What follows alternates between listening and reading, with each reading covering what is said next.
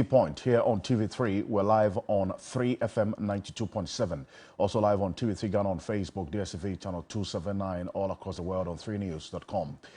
The third and final witness that was called by this seven-member committee set up by the Speaker of Parliament to investigate this leaked audio, which allegedly captures a plot to have the president remove the IGP, appeared on Monday. Superintendent Asari eventually, the committee suspended sittings and indicated that they had received another audio that gives extensive information, even beyond the 45 minutes that they have listened to, which formed the basis for their first hearing. Now take a listen to Samuel Atachia, who is the chair of this seven-member committee. Take a look. Of a tape on the assumption that it's authentic. The members of the committee will have to internalize that tape, and it is also transcribed and look at it. And that will give us the ideas as to what to do. First of all, do we bring all the stakeholders together with their lawyers for cross-examination and cross-firing to take place? Whilst we listen attentively, and later when they finish, then we'll have our turn. Now, we know there is a new audio, but both COP Asari and COP Alex Mensah and Superintendent Asari all give indication of what is going to be happening next, even before this news of the new audio. Take a look. That the IGP agreed with Bugri Nabu after Bugri Nabu had gone to inform the IGP that somebody wants your post, so he has come to me, to the extent that the CV that was collected from commissioner and sent to Bugri Nabu by those boys, they are prepared to come here and testify. They collected it, sent it to Bugri Nabu. Bugri Nabu gave the CV that was intended for the appointing authority. He gave it to the IGP. Okay, Chairman. I would want that. I would be happy that I say more when I'm in camera, because it is not a healthy development at all. On several, I have Alhaji Bugri Nabu on tape. Everything he came to say here on video in his office, the same office. His relationship with IGP and contracts, 40,000 boots contract. This statement by Superintendent Asari eventually has been reflected in a video that's gone viral, capturing a man who's referred in there as Bugri Nabu and a few other persons in a conversation reflecting the details of this particular statement that Superintendent Asari made before the committee. Now, the twist and turns is now generating much more conversation beyond the scope and the terms of reference of this seven-member committee. What is next for this IGP and leaked audio tapes and videotapes saga? Stay with us. We'll have a conversation this morning on this matter. Also, this flag bearer of the NDC or the 2024 general election, John Dramani Mahama, also raised some fundamental concerns, asked the Electoral Commission to make available the details of the various officers who are going to take part in the registration of voters beginning September 12th. Eventually, the political parties, NDC, CPP, APC, LPG, all went to court asking that the court injunct this process, which begins on September 12th, raising fundamental concerns that both civil society organizations also share in. This is the former president, the flag bearer of the NDC. Take a look. I wish to add my voice to those who have called on the EC to reconsider its decision to restrict the registration exercise to its district offices only. Acquiring a voter ID card affirms one's right to vote, and access to a voter ID card should be easy and not limited by location. Every Ghanaian deserves the chance to exercise this democratic right.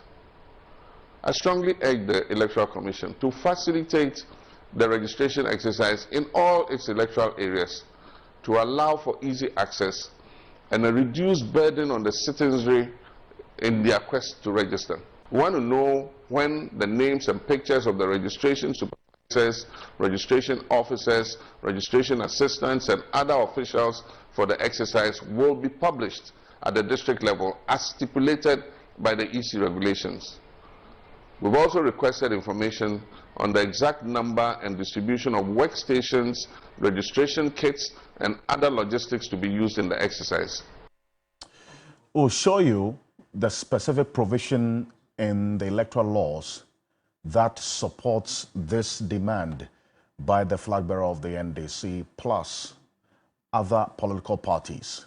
Eventually, before we went to bed yesterday, 2 private citizens have also sought to injunct the Electoral Commission from going ahead with this limited voter registration exercise beginning September 12, raising concerns about distance and inconvenience, which many others have also shared in, that could disenfranchise eligible voters.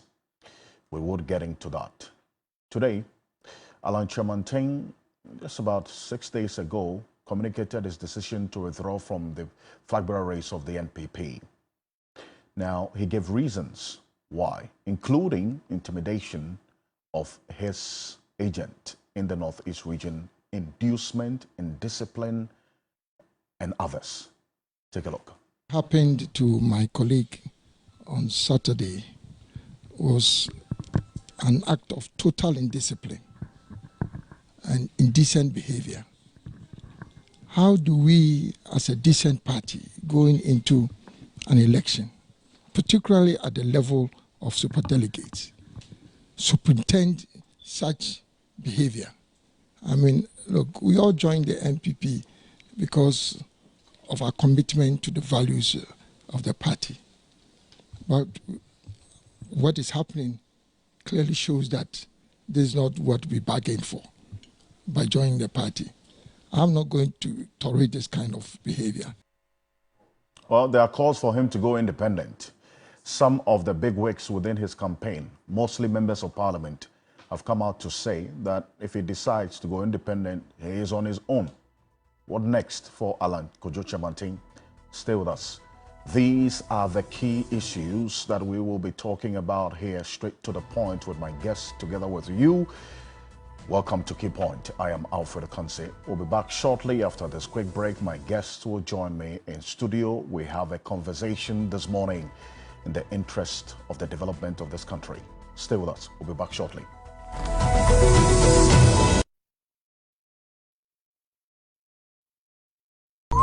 It does get better anytime your favorite shop, Melcom, says it's there for you and got you covered with all your daily need items. Continue shopping on products ranging from groceries, stationery, electronics, homeware, kitchenware, furniture, home decor, electrical, and many more at low prices. Terms and conditions apply. Melcom, where Ghana shops. Ready for something refreshing and great tasting? For your kids' enjoyment? Angel Cola. For your graduation enjoyment? Angel Cola. Beach hangout? Angel Cola. For all your refreshing moments? Angel Cola. For your parties, get-togethers, events, and celebrations, enjoy a chilled bottle of Angel Cola. Radio Grandma, today is your day. Over to you. Thank you. Enjoyment Cola. Angel Cola. The Enjoyment Cola. Enjoy all your moments and fun time with Angel Cola. This advert is FDA approved. Jackpot of the week. Place bets and hit the jackpot. Log into the 1xBet account. Click on the Take Part button, place bet, and take part in the jackpot draw. Give your luck a chance. Use promo code to get a bonus on your first deposit. This advertisement has been vetted and approved by the Gaming Commission of Ghana. Bet responsibly, not for persons below 18 years. Gambling can be addictive. As the Ghana's most beautiful competition reaches its peak, the stakes are higher than ever before. With each passing week, the contestants have dazzled us with their grace, poise, and cultural prowess. Our contestants step out of their comfort zones and embark on a mission to explore the vibrant African cultures. They will immerse themselves in the heart of other African countries to live, breathe, and celebrate their cultures, traditions, and ways of life that define our African brothers and sisters.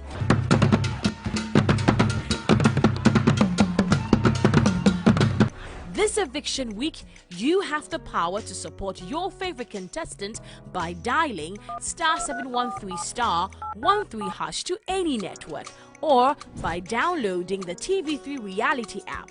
Ghana's Most Beautiful is live this Sunday, only on TV3. GMB 2023 is sponsored by Gino Tomato Mix, GTP, Techno Common 20 Series, AT, Pepsodent Charcoal and Lemon Infused Formula and Pepsodent Natural Herbal Formula, Geisha Moringa and Geisha Black Soup, Key Soap, Bell Pack Tissues, Sankofa Natural Spices, Vitamilk, Deluxe Acrylic Paint, Nescafe Blood Tonic, Heaven Black Mosquito Spray and Coil, Enapa Foods, Freedom from Casapreco, Frutelli Calipo, Duffy's Health and Beauty, Obuasi Bitters, Nubuna Womwankasa, Dragnet, Shalatem, Top Choco, Global Wings Travel and Tour. Makeup was done by House of Tara. This week on Today's Woman, our guest is Mrs. Joan Kwe Mensah. She's thrived in the real estate industry over the last 5 years and is still thriving. People think the way the economy is, real estate is going to slow down. But trust me, people are buying properties, people are renting, and real estate is not slowing down anytime soon. She's here to teach us many lessons, especially when it comes to buying properties off plan. But first off, Joan, off plan. What does that mean? It means acquiring the property before it's built. You get to get the property at a lower rate. Lower rate. Don't miss Today's Woman this Saturday, 3 p.m. right here on TV3. My name is Cookie. See you on Saturday. Today's Woman with Cookie T shows Saturdays at 3 p.m. on TV3. Brought to you by Latex Foam, Vlisco. On Efira this Friday. Miana. Yeah, but you'll be nice me Fedian, bro. Obisi Fedian, but you're why? Adriani we dear, good to me be my more 5 CD, never got to me TBD. Oh no, I am now. First one, agent, and Mungalu to Muntin. I tell me, and I walk home. Me, Obia blame it, Yanano. Me, Fensu, and Afamoba. Oh, me jaw fear. Say, ya dear mammy. What better her every pizza? Anyway, now what dear ya we do? We are Munshwe. We are Munshwe. Me pass over Baby Hammy sell, we are for ya. What? What better every pizza? Why we be that? Hey! Method, malaria game changer, no. Killer syrup, and Mamma Freddy tea. Top coat, Udium Pepe. If you're at this and every Friday at 8:30 p.m. on TV3.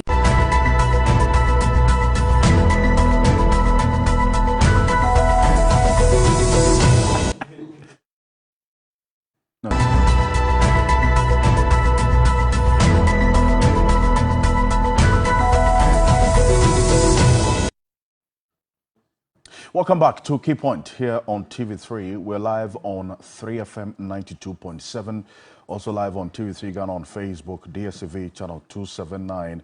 We are all across the world on 3news.com. Share your thoughts with us as we go on.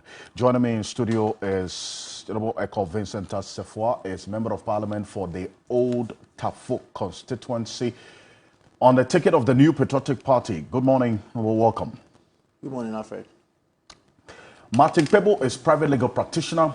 He is the leader of the Kumipreko Reloaded demonstration convener, also a leader of one of 3 individual bondholder groups. Dramatic people, as always, good morning, welcome. Good morning, Mr. Ocansey. As patriotic as you are in your Ghana fugu. Yes, Kente fugu. Wow. Yes. This is nice. Indeed. Yeah. Also with us, Professor Enoch Ocansey is a governance and leadership expert. He is with the Academic City University. Professor Enoch Ocansey, good morning, welcome. Morning, Alfred, and greetings to all your listeners. I'm the Dean of School of Business and Communication Arts at Academic City University College. Fantastic. Yes. And good to have you here. Thank you. Also, will be joining us shortly, Sami Jemfi is a National Communications Officer of the NDC.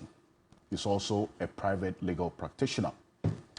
And as we go on, a number of people will be joining us on Zoom. When we get to that point, we will introduce them eventually. But we start the conversation with the very interesting development with this IGP leaked audio, and now there's a leaked video as well, and matters arising.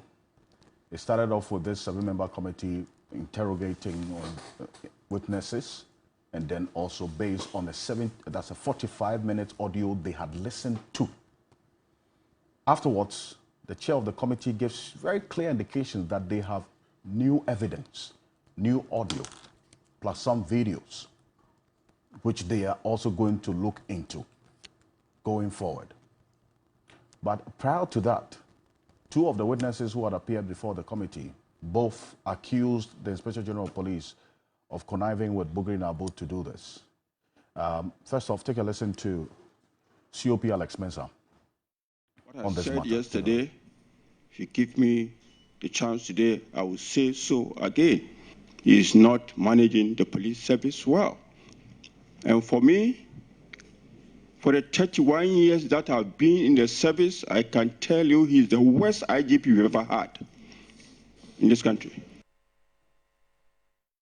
Superintendent Asari also made an indication of this plot, which captures them on tape, that it was planned and connived. But then again, the details of it were not denied by all of them, which is the fundamental concern of many.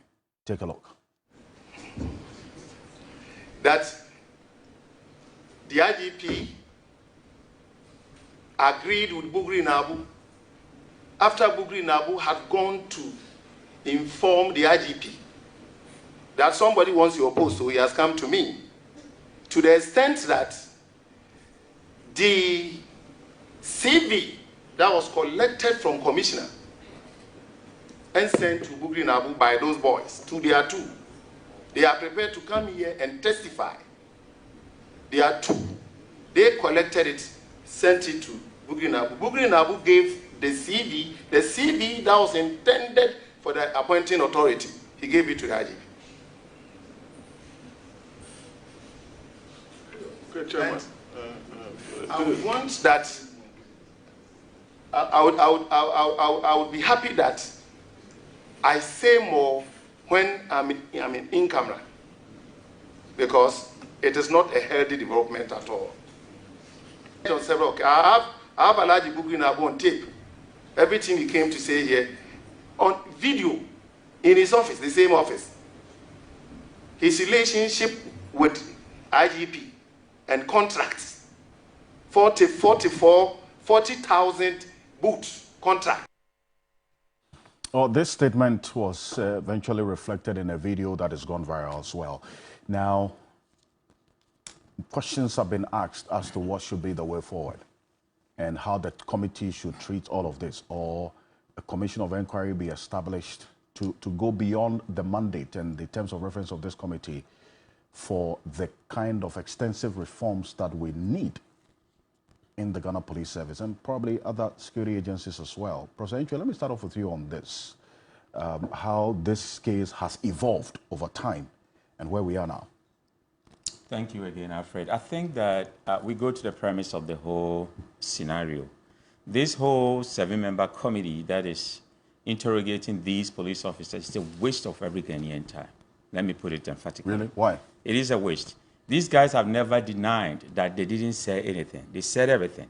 And they belong to the police service. So the police service have Section 7D of the Police Service Act, which talks about gross misconduct.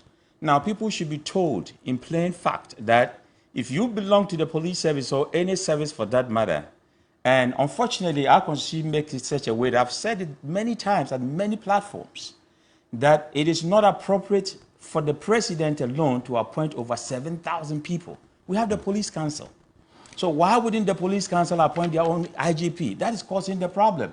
Now, if politics get into the appointment of an IGP, this is what you get. So you can have a situation where this is gross misconduct and disrespect to authority. Everybody should tell this COP Mensah that it is not his call to tell who is the best IGP or the worst IGP. The president has been appointed by the president. Whether you like it or not, he's your boss. And to go around, saying all these things about your boss, it's not appropriate. It's insubordination. And anywhere in the world, you'll be fired for that kind of insubordination. He talked about his, lobbied for this position since 2007. Well, you lobbied for something and you didn't get it and somebody got it. 2017. Yeah. 2017. You shouldn't hate that person because you lobbied for that position and you didn't get it. You just did not get it. There is something that I always teach my students all over from US to Ghana, that if you apply for a position and you don't get it, it means one thing, that that organization or that institution do not qualify for your talent. And that is how you have to say it. We all have our talent set. If you apply for a job or a position and they don't hire you and they pick somebody instead, console yourself by saying that that organization do not qualify for your talent. There will be another organization that will see your talent and then they will hire that talent. But when you become bitter because you did not win the position, it doesn't help for the healthy of that institution.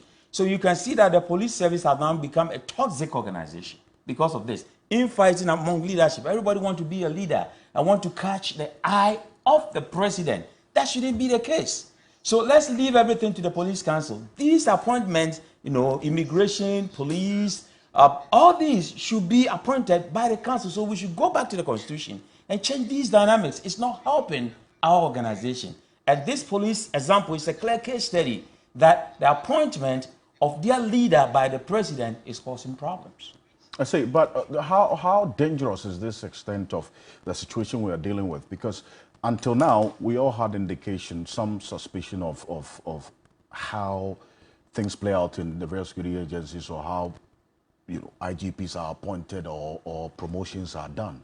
But now, what is happening has given us some extensive knowledge and detail of how things are going out in this particular security agency.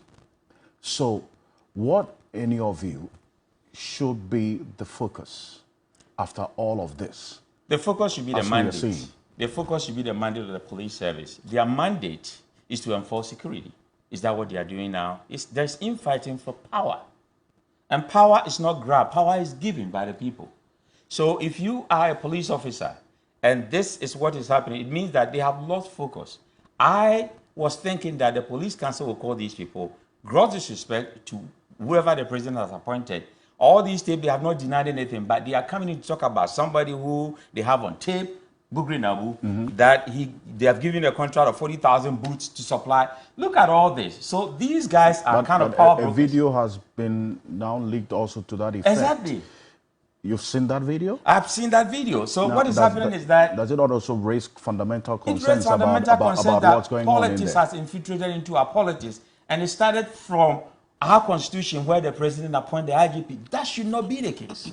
Now, when you have that situation, politicians who are behind the scene and our power brokers are going to do this. Give me your CV, I'm going to find the position. And what you do is that you will give me contract. That corrupts these leaders. It corrupts them. So you can tell that the IGP, if this is true, has been corrupted already before he became the IGP. And that doesn't help policing in our country. We have a lot of problems, armed robbery and a lot of things that the police are supposed to do. We have a lot of issues where there is lawlessness in the country. And the police job is to make sure that there's law. When you go to any advanced country, I've been saying this many, many times, that a police officer will not take bribe from you. He will say that it is against the law. Because they enforce the law. Yes, some of them will be deviant. They will do that. Yes. I understand. But majority will not do that because they know it's against the law. Policing means enforcing the law and protecting the citizens. And that is not what they are doing there. It's a shame to the country. I want to show you, before I bring you in, the next issue that came up this week was the interdiction. Let's put a few things on the screen, right? The interdiction of these three. The statement extract of it is what you see there. The police interdicted Commissioner of Police George Alex Mensah, Superintendent Emmanuel Eric JB, and Superintendent George Asari in connection with the audio tape which has become a subject matter of investigation by Parliament. It continues that the interdiction is to make way, or was to make way, for the disciplinary proceedings into their conduct in line with police service regulation. This was signed by Grace Akrofi, Assistant Commissioner of Police, Director of Public Affairs. It was to make way for disciplinary proceedings. Then, in less than 24 hours, we received another statement suspending this interdiction. And the reason given is that they don't want to interfere or prejudice the processes that is ongoing by Parliament to probe this leaked audio tape. So it continues that in order not to prejudice the ongoing probe, the police administration has suspended the interdiction.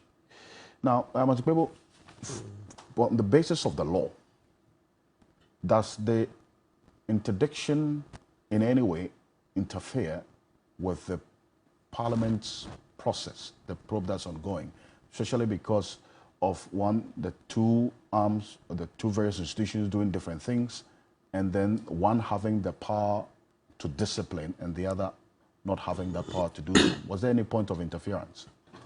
Absolutely. A lot. I mean, and so we must commend the police administration for pulling back. That was the right thing that they did, to have pulled back. Let the parliamentary committee finish its work and then we'll take it from there. The point of interference would have been this. You see, the optics are totally bad. Totally bad. What is it? These officers who have come, at least two of them, Superintendent Asari and then COP Mensah, have made allegations against the IG. So once that was done, and you know some of the allegations are beginning to gain some traction, so it was just better that they didn't go on with the disciplinary proceedings. No need to rush. Let's go into this one, that's the parliamentary committee. Let the committee unravel everything, and then we'll take it from there. Yes, of course, the contents of the tape, you know, are very unnerving, okay, to say the least, putting it very mildly. I mean, talking about efforts to rig the elections, and you know, the whole thing started because they are not happy that the IG did a good job in the Asin North by-elections where the NDC won. I hear that's the root of everything, right? But bottom line is that, yes, IG haven't done an excellent job, yeoman's job over there. It's now turned out that, you know, when they were trying to remove him, he had to, at least by the allegations, he had to take steps to secure his job. And so the allegations of Mr. Asari and Mensah are that IG is behind the tape. And, you know, the issue of the contracts, and also I've heard subsequently the matter of IG not working well with his colleagues on the police, the management, the other directors. Even openly, you see COP Mamitiwa Adodankwa, right? Is one of the, she also has her own faction. As soon as I heard the Tiwa faction, then I said, then this thing, please, let's go into it. Yeah, it's open. It's not hidden. You can interview her. Yeah. She has issues with IG. It's out there. So many information out on social media. So they all have this issue of the management style. And so it means that we have to go into it. And the management style can only continue. That's to say that they are not happy with the management style because of the way the law is structured. So as I keep saying, what will come out of this very stronger, because we're going to ask for reforms to make the police management, the PUMA, more democratic, so that it wouldn't be one person taking all the decisions and looming large, but that the powers should be distributed, just as we've been crying that our presidents in the constitution have too much power. And Professor Entry just mentioned it earlier again this morning. So it's good. I mean, all in all, it's good riddance that this tape matter came out. It's given us an opportunity to be able to discuss issues of the Ghana police. These are things that are at the heart of our governance system, because when you have an independent police system, it's going to take us very far. So please, it's good. IG is done well, and COPO, they've done well for just backtracking. It's good. Well, we understand that the police council actually met and took this decision. Okay, so it's a decision of the police council. Yeah, that's what I said. It's the best. It's the best. It's good that Chaired by the vice president. Yes, it's good that they didn't dig in their heels, because as I mentioned, yes, IG did a good job in Asen North, and also when he came, people he's arrested, people that ordinary, he's arrested a number of your colleagues, right? Yeah, something that was unheard of. Yeah, but as for the MP's matter, I'm not exactly in favor, especially how he treated Honorable Susu. That one, I'm not in favor of that, right? Yeah, but by and large, he's done very well. He's done very well. But, human beings, we have faults. As I said, for me, once this COP Mamitiwa, also out there saying that no, they don't agree with IG. And I was like, listen, that COP Mensa is saying, it means that it has some basis that IG is autocratic, he alone. So let's go into it. Let's go into it. And so if the disciplinary proceedings in respect of COP Mensa and Ms. Asari were to go on, it would not be seen to be fair. And remember the optics. So in law, we say that justice not only ought to be done, but ought manifestly seen to be done. So we have to see the optics have to be good. How can somebody who has accused IG of something, all right, and which appears now to be having some basis, as other people are saying it, in terms of the management style, as for the contracts, we'll wait a bit on that, be tried in the disparate proceedings that, that chances are that the person's going to try him will be trying to do something to favor the IG. It's never that independent. I've done it. I've been in one or two of those kind of disparate proceedings. Actually, unless you run to court, you just see that, hey, listen, if you don't run to court, your client will just be found liable straight. Really? Yeah, sure. Those things, no. So usually when they take you there, you look at it and you can see that defeat is staring you in the face. You run to court and then try to get the court to step in. So as soon as they said they were going to try COP Asari and COP Mensa and then Supo Asari. Yes, and then Superintendent JB as well. Yes, I knew that the best thing they would have had to do was to go to court. So let's commend IG for pulling back. Ghana belongs to all of us. Let's do it well. Let's just let due process take its course. Then after, we can see what else we'll do. I'm going to stay with you a bit on this, because you see, other instances have happened in the past where it depends on how it is treated. That's when we get the needed outcomes that we are all looking for. Because in other jurisdictions, when such incidents happen, it leads to progressive reforms, so that the possibility of it happening again is minimized or eliminated. But we've seen in this part of our world, where instances happen, we subject it to a lot of politicking. We lose the real essence of what has to be done. And then we go around this vicious cycle of repeating the same things and expecting different results. Take a look at COP Alex Mensah, who made another statement, and I'll come to you, lawyer, on how all of this should be treated by the committee going forward, these new revelations. Take a look. Intel suggests that what was used to tape the conversation was done by the current IGP. He sent some people to do it, and after which he went for it. So the tape from my intel is with the IGP, and he caused it to be leaked. So if this committee wants the tape, the right person to call before this committee is the Inspector General of Police.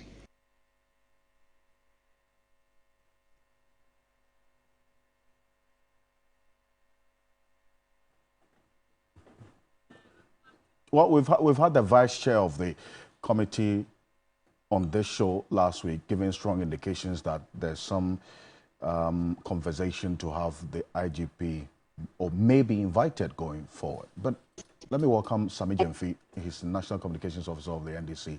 Mr. Jemfi, good morning. Welcome. Good morning. Thanks for having me. Good morning to my colleague panelists. Okay. Good.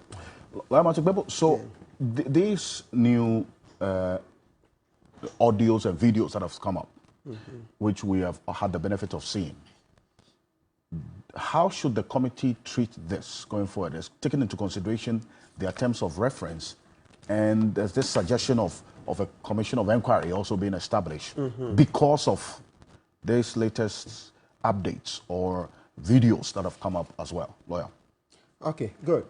So, you know, people have petitioned the committee, but we see that the mandate of the committee is a bit limited, right? So, two options. This is what September, today is 9th, right? Maybe we should look at Parliament coming back. Either we can have the, what do you call it, an extraordinary session. You can call them, recall Parliament to come and expand the mandate of the committee, or set up a commission of inquiry. I'm in favor of the commission of inquiry because that one, so we are going to escalate it.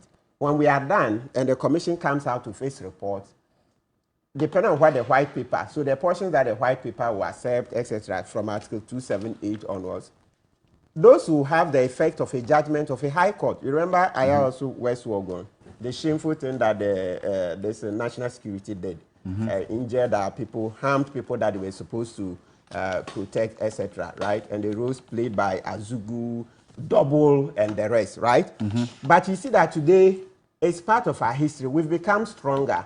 Eventually, that illegal band has been disbanded, okay? Yes, and so on and so forth. So I think that, yes, if we escalate it to the level of a commission of inquiry, it will be better, so that we know that, look, at the end of it, people who are found liable, there is the effect that a commission of inquiry can make a finding that you've abused your office, so you are no longer fit to hold public office. And that will be far-reaching. So that can solve a lot of the problems more than this committee. So that much I agree that the president under Article 278 should escalate this matter to a commission of inquiry, right? That would deal with a lot more of the issues. And especially as, you know, these promotion matters these guys have raised, I've had memories in the police service. Yeah, I've had memories a lot. And so it reminds me of the Tibiru report. You know, in 1979, we did a commission of inquiry into promotions within the Ghana Police Service. Yeah, there were similar things, these favoritisms, corruption, etc. 1979, I've just been trying to access the whole Tibiru report. Google it, you would see. We've been there before. And also even there was before that there was a Ryan report. There have been other reports. So these matters within the police service, they've been happening from time to time. So if in our history, we've had a number of commissions of inquiry into the Ghana Police Service, I think this is one of the times to do it again. The last one was the Okujeto report. Yeah, the Accra Sports Stadium disaster, right? It's also made some suggestions, you know, on how to improve policing. Before it, we had the Archer Commission, 1996. That's when some people were shot in the UPSA. Is it Vida, Yebo or something, some names, some students, etc. As I said, you go to Ryan, a British police officer, ex-police officer came, boys report. There's a lot of history. So asking for a commission of inquiry to go into the affairs of the Ghana Police Service today will not be the first. We've done that over the decades. So that would help, right? Yes. See, let me bring in Vincent Asifo on this. There are two situations now, at least, with the latest that's come in as well. And now the committee has dealt with at least the first part of it. The chair of the committee has given indication that they have taken custody, or they've received another audio and some videos that give extensive information, even beyond what they have. How should these two instances be treated so that in the end, the nation benefits from these revelations to improve on the systems and structures that we have as a people? Well, Alfred, let me say a very good morning to you and to our cherished viewers. I think that what is happening in the Ghana Police Service is worrying, very troubling, shameful, and to the very least, reprehensible. This is a service that has a motto, service with integrity. And for that matter, some of the things that is being churned out for the past few days is very disgraceful. I think this matter was first raised in Parliament, and after a short debate, the Speaker of Parliament set up a committee to investigate it with terms of references like ascertaining the veracity or otherwise of the leak tape, and also to investigate the conspiracy, a supposed conspiracy against ousting the IGP. Now, the question we ask ourselves is, when witnesses, or if you like, persons appear before a committee, and Alfred, mind you, as a member of Parliament, whatever you say or whatever you do on the floor of Parliament, you are immune to prosecution or disciplinary actions. And when a committee also sits, it sits as a full-fledged Parliament. And for that matter, what happens there by members of Parliament cannot be amenable to any prosecution or disciplinary proceedings. Now, the people who appeared before the committee, like COP, Mensah, and Supi, Mensah, Masari, and Co. When I saw the interdiction letter, I asked myself, are these people qualifying, or if you like, do they qualify to also benefit from the immunity that has been granted to members of Parliament when they are in front of a committee as such? And that is how come I got a bit worried, because I knew that the people who advised the IGP to bring out such an interdiction letter didn't do a good work, because clearly these people well, that is if the decision was taken by the IGP. Well, does he have the power to do so based on the law? I think he has the power to do so. When you check Article 202, he is in charge of the administration of the police service. But not in oblivion, right? And it is done, obviously, with specific consultation with both the police council and others. I agree. I mean, for lack of better words, anybody who advised the Ghana Police Service to bring that interdiction letter didn't do a good job, because clearly these people appearing before the committee, in my estimation, in my opinion, are not amenable to any disciplinary proceedings, because they are before that committee to support the discharge of the work of the committee. And so it came to me as a surprise to have seen that interdiction letter. I think few hours after, we saw a U-turn of the interdiction letter.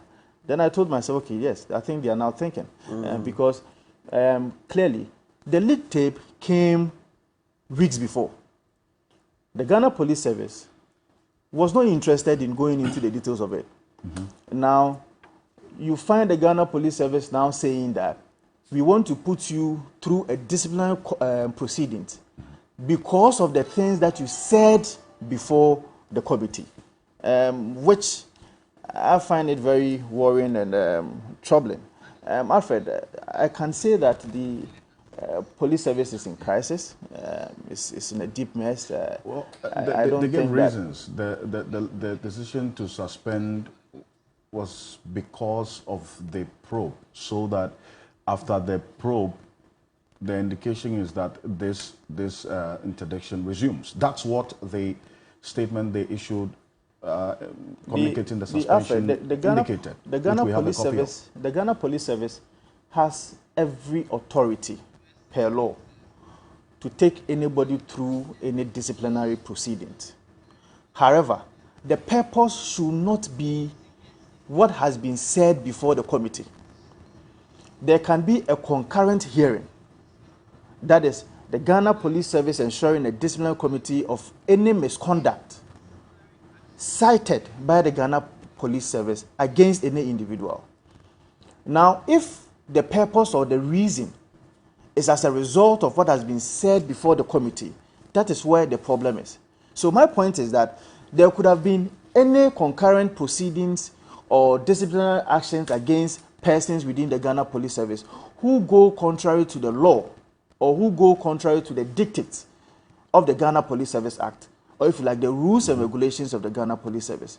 However, in my estimation, there cannot be any disciplinary proceedings against any individual currently with respect to anything that has been said before the committee. And so I believe that the issue at hand is quite worrying. And I think that the Ghana Police Council should be interested in the things that is emanating from the Ghana Police as we speak. Maybe the in-camera hearing will help, so that most of the issues, as has been alleged by some of these people appearing before the committee, will be addressed, will be dealt with in a way that can save the integrity of the Ghana Police Service. Alfred, we are going into an election. The Ghana Police Service will be found at every polling station.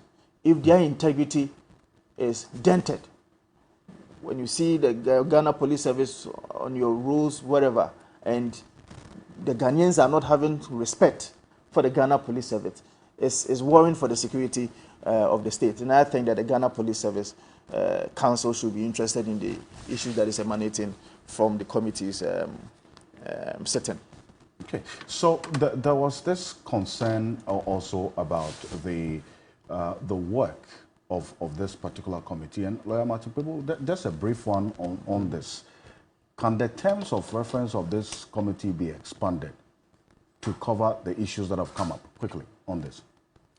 Yes, why not? Because that's why I said so, but to do so, it means that it's Parliament, so Parliament has to reconvene. Yes, but as I mentioned, people too are very worried that, look, are we not wasting resources to finish up this committee and find that the findings would not be as binding as if it were a commission of inquiry? And that's how come some of our citizens even started asking for the police disciplinary proceedings. But as you said, because of the apparent conflict of interest and all that, the internal proceedings will not be right. So it appears that the best would be to do the commission of inquiry, because let's go to Article 278 and onwards. The one that says the effect, the reports of the commission, when the government does it, if the government doesn't come out with a white paper, everything will be taken as a high court judgment, right?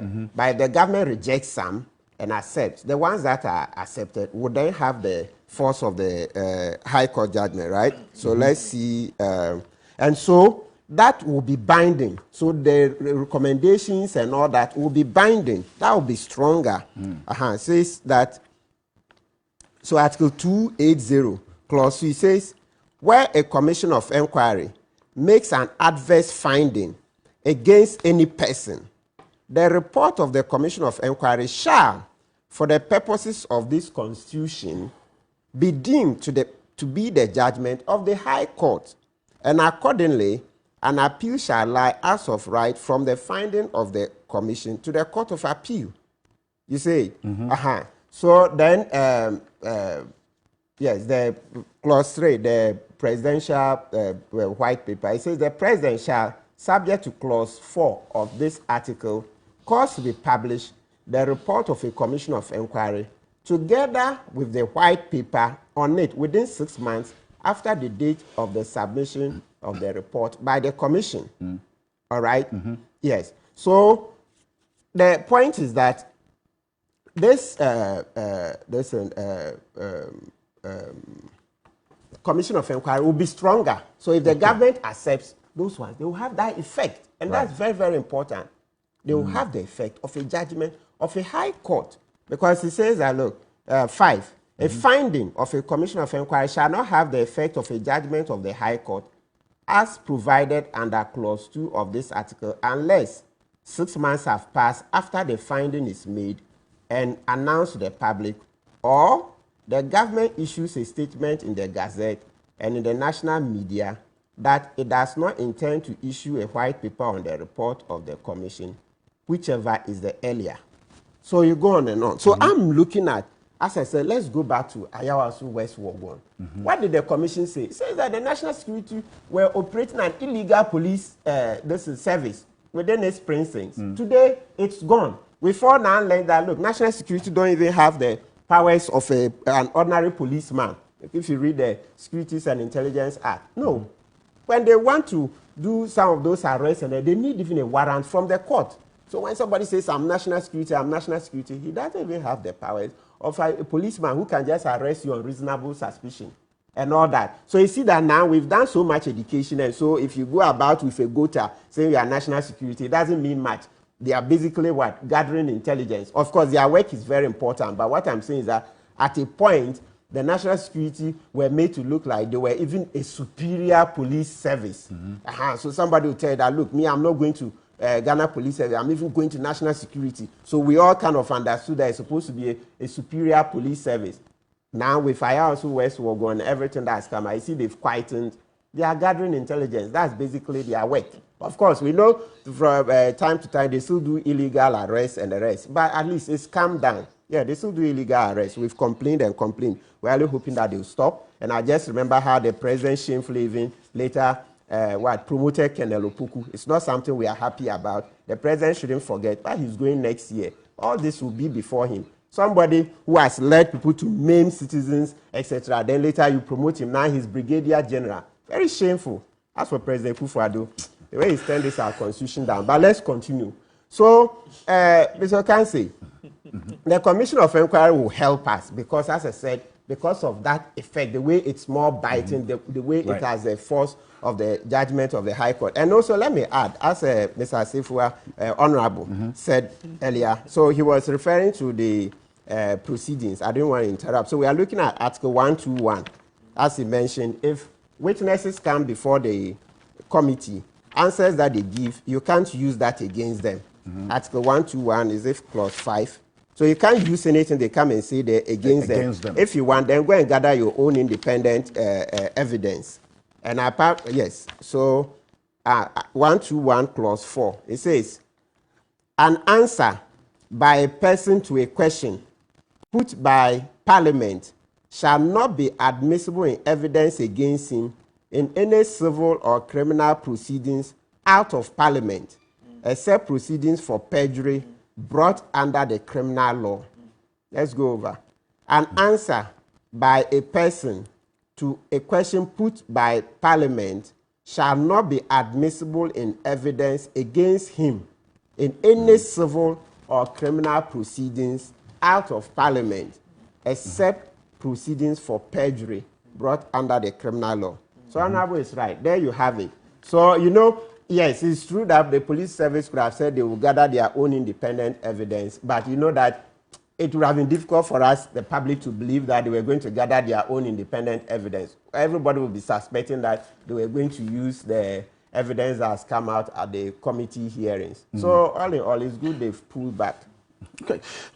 Mr. Jeffrey, so now we have this new development with this video, plus this detail of the content of this leaked audio, 45 minutes length, with the alleged plot to remove the IGP because he will not be complicit to this alleged plan to rig elections going forward. These two situations that have come out, how should they be treated so that in the end, the real essence of both the probe and this in-camera hearings is achieved?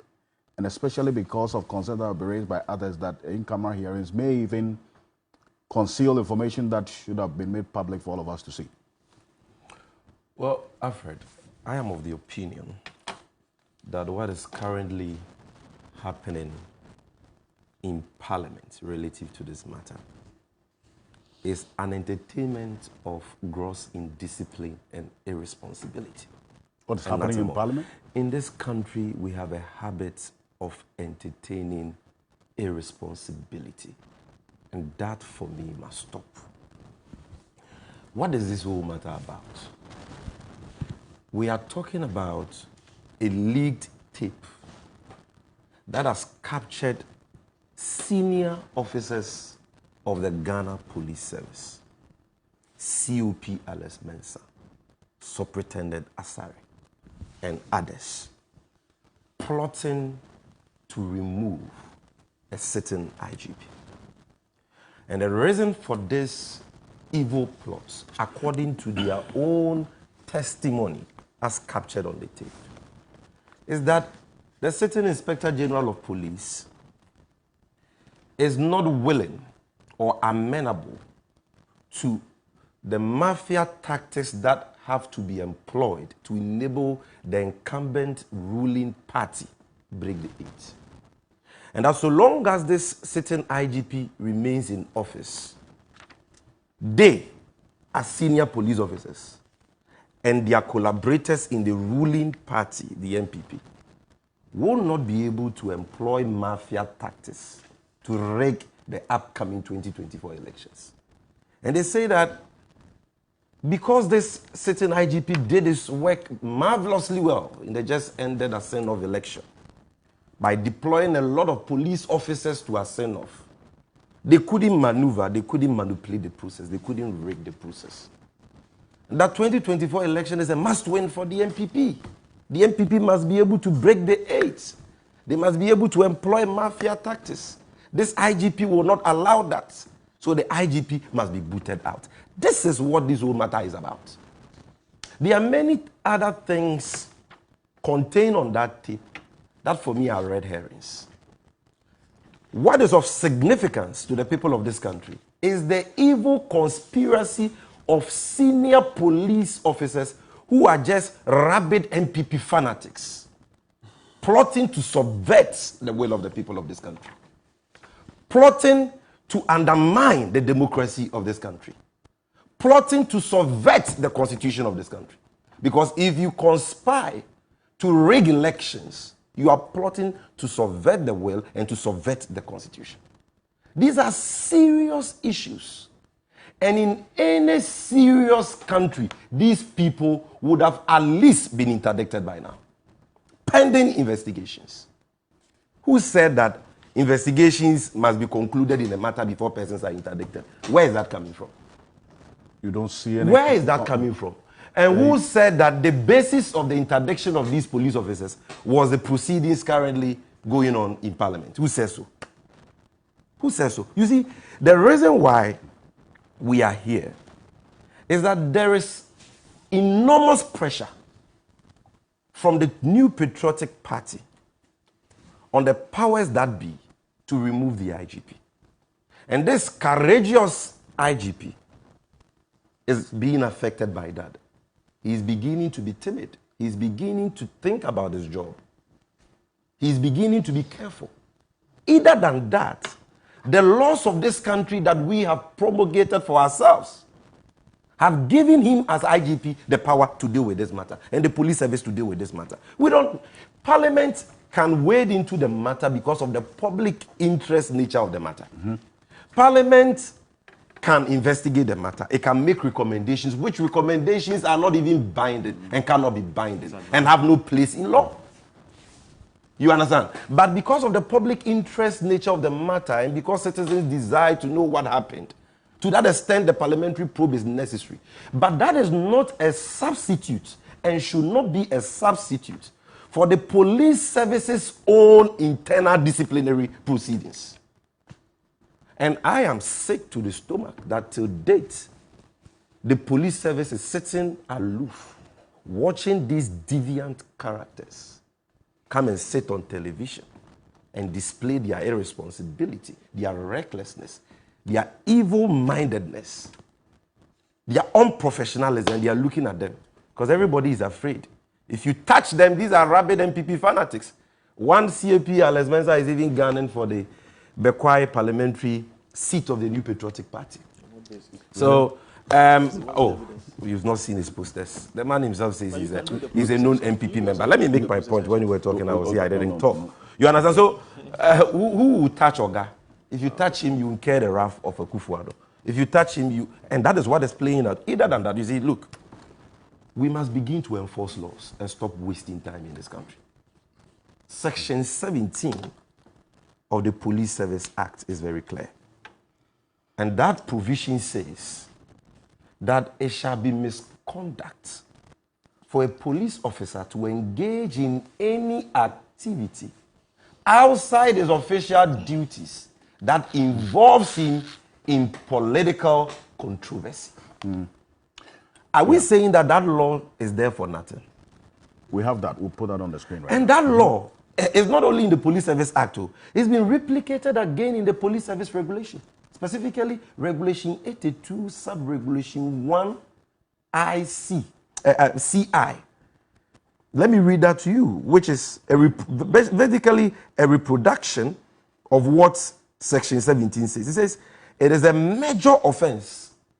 Look at the adjective, major.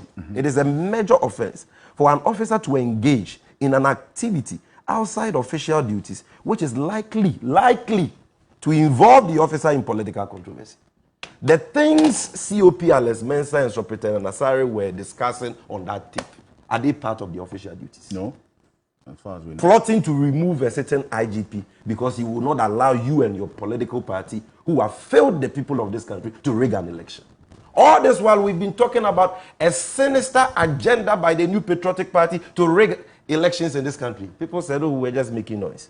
You see that police officers, higher ups in their party, together with senior members of their party, leading members, like Bugri Nabu, their former Northern Regional Chairman, are in secret meetings plotting on how to rig elections. And we are entertaining this. So straight away, the police service should have commenced investigations into this matter. And I am told that they have commenced their own independent investigations into this matter. They've commenced beyond that is what I'm reliably informed. Because the police service doesn't have to come out and inform anybody that they are investigating a matter internally. They don't have to do that. They have their own, day in and day out, police officers are made to face disciplinary action internally. Do you hear of that in the news? Do you hear that? Do you see that on the front pages? So who told Vincent, if he agrees that the police can conduct concurrent investigations into the matter, who told him that concurrent investigations have not been conducted into this matter? And they need not even conduct the investigations before they can interdict people. Because under Regulation 105, Regulation 105.1 of the Police Service Regulation, the IGP has the power to interdict a police officer who is the subject of investigation. Let me read Regulation 105 to you. It says, the Inspector General may direct an officer who is subject of investigations or disciplinary proceedings to immediately cease to perform the functions of his office, where investigations or proceedings are likely to lead to the imposition of a major penalty, and accordingly, the Inspector General may interdict the officer from performing those functions. So it is the mere likelihood of investigations into the conduct of an officer leading to a severe penalty. Even before a confirmation of it. Exactly. Even before the investigations begin. He has that power. If we think he shouldn't exercise that power, then let's amend the law. So for you, this interdiction should have been sustained and not suspended, as we have seen. The IGP says, you are accusing me for running a one-man show. I have this power, so I will not even exercise the power. I will go to the highest decision-making body in the police service, the police council, chaired by no less a person than the Vice President of the Republic of Ghana, Alhaji Bawumia. I will table it before them. Let them tell me what to do. After this meeting was held on Thursday with Bawumia in the chair, they had a meeting late into the night.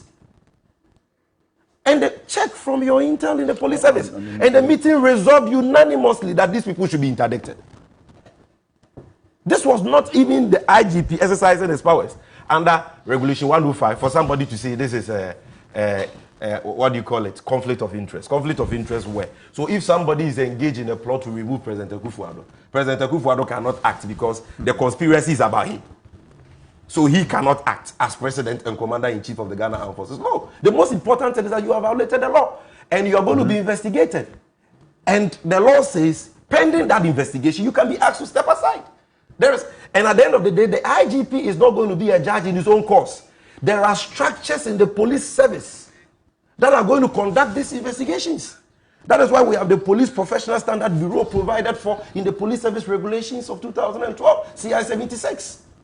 So the IGP was he was trying to be politically correct by not taking this decision on his own and decided to table it before the police council. And Bawumia takes a decision and you have Vincent Asifua sitting on TV saying Bawumia's decision is wrong.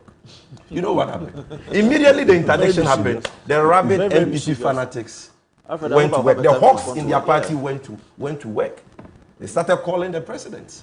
This guy has confessed on television publicly that he's a known MPP member. Dampare is not helping us. Dampare must be booted out. After all, we saw leading members of the MPP like Gabi Ochedako, their general secretary, my good friend Justin Kudria, threatening the police at a senate that they were going to deal with them for doing their job professionally and for disallowing them, preventing them from rigging that election. That is what they are doing. So, for somebody to overturn a decision taken by the police council with Dr. Bawumia in the chair, you must know that that power was from above. And who is that power? So, who is that power? It was the president who directed his Ministry of Interior to direct the IGP, giving him a 24-hour ultimatum that rescinded the interdiction. That is what is happening. So the independence of the police and the powers given to the IGP and bodies within the police to discipline errant officers, deviant characters like COP Alex Mensah and Superintendent Alex in the police service is why we are here today. You see, why must we? And please, you see, Senior Pegu, understand, because of the public interest nature of the matter, I can understand the rationale for calling for a bigger platform like a commission of inquiry and all that. But let's be careful that even in, making such proposals, we do not give, such deviant characters the impetus to feel that, to profit from their own indiscipline. That is what they are doing. So all you need to do is to go and plot on how you want to remove an IGP, how you want to subvert the will of this country, how you want to rig elections and all that. When the tape becomes public and you are invited before Parliament, then you go making extraneous comments. And the committee also decides to go on a fishing expedition. They decide to do an octopus. So now we are supposed to investigate whether Dampare is dictatorial or not dictatorial. We are supposed to investigate whether Dampare is managing the police service well or not. Listen, I have been one of the most avowed critics of Dampare. But this is certainly not the platform for such inquisitions and investigations. If they are minded to bring such issues up against Dampare, let them petition the police council or the police professional standards bureau.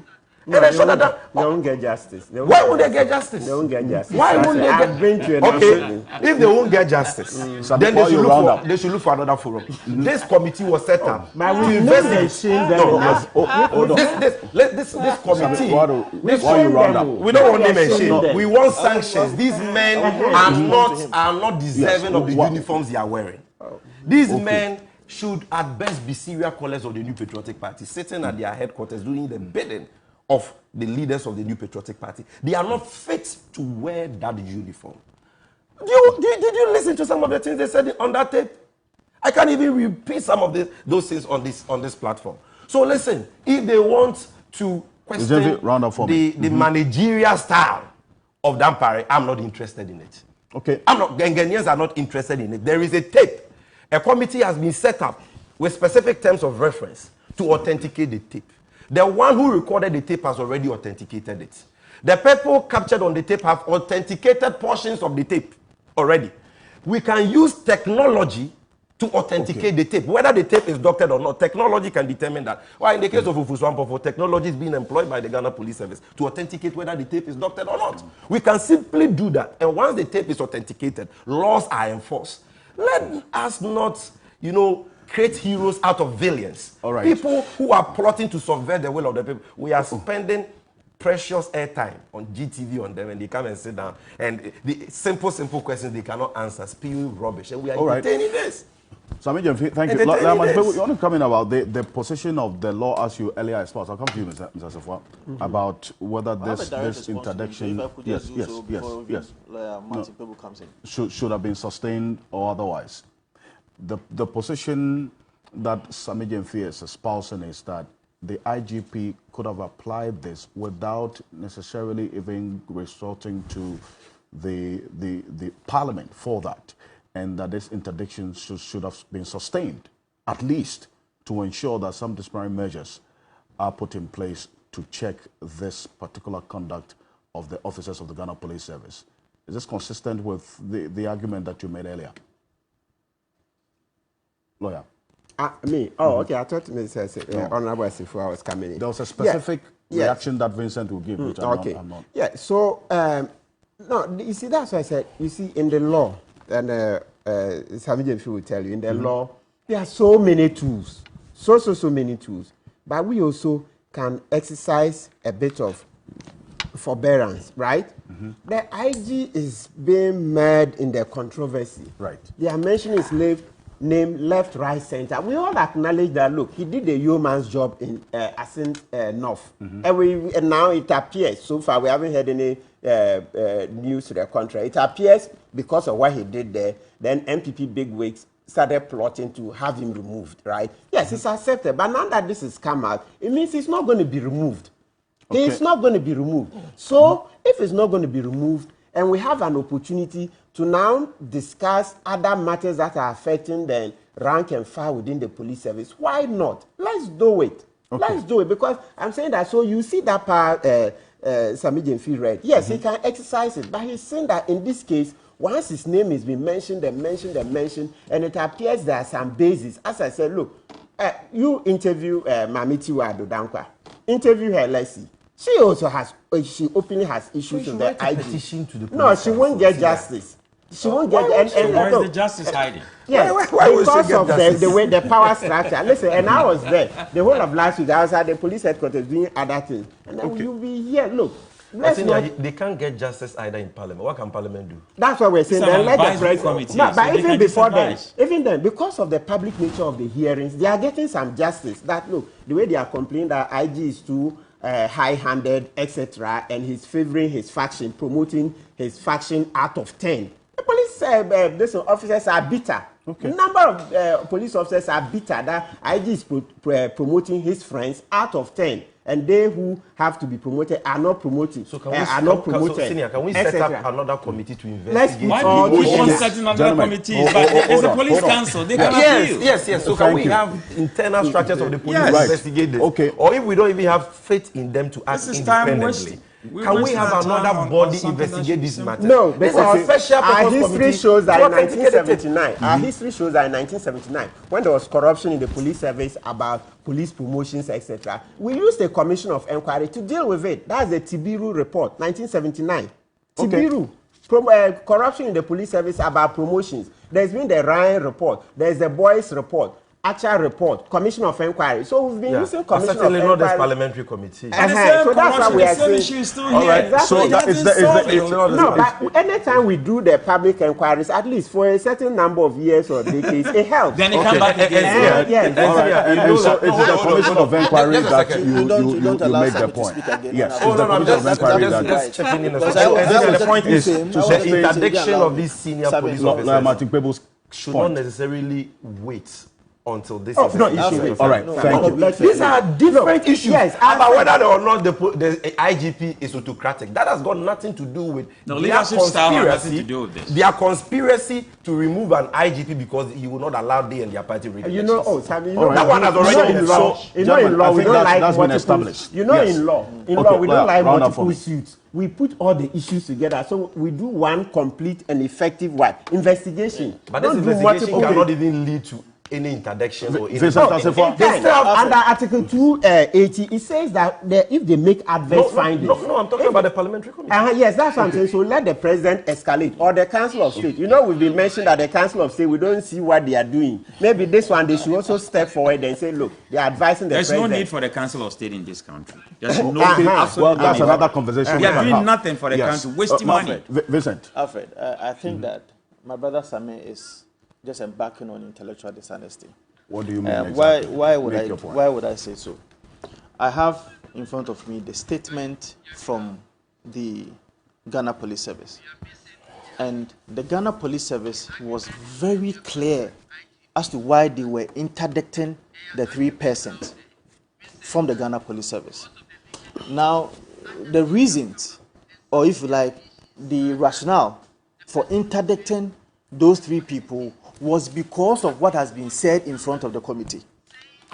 I made an assertion that the persons who appear before the committee cannot be amenable to any disciplinary proceedings by way of things that have been said in front of the committee. And Lawyer Martin Pebu actually confirmed here by way of Article 121 that such persons are witnesses before the committee, and for that matter, they cannot be allowed to go through disciplinary proceedings by way of things that has been said at the committee. And these are things that I said here. So, Sammy, you cannot tell us that they can be taken through disciplinary committee based on the things that they said at the committee. No, that's not what I'm saying. I am saying that there can be a concurrent disciplinary action. That is one that is triggered by the Ghana Police Service, and one that is also, if you like, the one that is already going on by the parliamentary committee. You're saying the same thing now. So the point is that if Sami also goes ahead to say that there are police officers who are MPP fanatics and what have you, let us stop being ostriches. Alfred, as you sit here, you are supposed to be neutral. Don't you vote during general elections? The Electoral Commission and its officers, don't they vote during electioneering processes, or if you like, during elections? They are not supposed to be necessarily neutral. In the discharge of their duty, they are supposed to portray a certain impartiality. And so, can I say that Peter Tobu, who resigned right from the Ghana Police Service and contested on the ticket of the NDC, became a member of parliament? That means that that person, or if you like, that individual, who is now an honorable member of parliament, was engaging in partisan politics at the time, just because you are alleging, which I am even saying that it may not be true, that COP Alex Mensah want to contest for Bekwai constituency. And for that matter, they are MPP fanatics who are within the Ghana Police Service. They are in Ghana even Police beyond uniforms. what you are quoting, some of you saying, the person sat on television and indicated but that is why I'm telling you that. That is why I'm telling you that. COP Alex Mensah himself said he's an MPP There's no problem with that. I'm telling you that there shouldn't be a problem with his neutrality. Because as we sit, I have used you as an example. Even though you are supposed to be neutral, but in the discharge of your duties, you are supposed to portray a certain kind of impartiality. That is when I should have a problem. I expect Sami to tell me that in the discharge of the duties of COP Alex Mensah, probably even previously, you can attack him on this impartiality as a police officer. In the absence of that, you cannot just say that the person had have lineages with the New Patriotic Party, or he has even said that he is an MPP fan, and for that matter, he cannot be in police uniform and just be going ahead and be doing whatever he can do. I am telling you that we should have a problem only with the discharge of his duties as a police officer. Per Article 296 of the 1992 Constitution, any responsibility that is given to any public officer or any authority, you are supposed to be seen to do so candidly. Fairness, impartiality, without resentment. These are things that has been imposed on any person who assumes the responsibility of any public duty in this country. So it is surprising for Sami to make you look as if you are an MPP person, and if you like, if you are a supporter of any political party and you are into these institutions, it is wrong. Unless we are trying to be ostrich, or unless we are trying to be pretenders. It cannot be the case.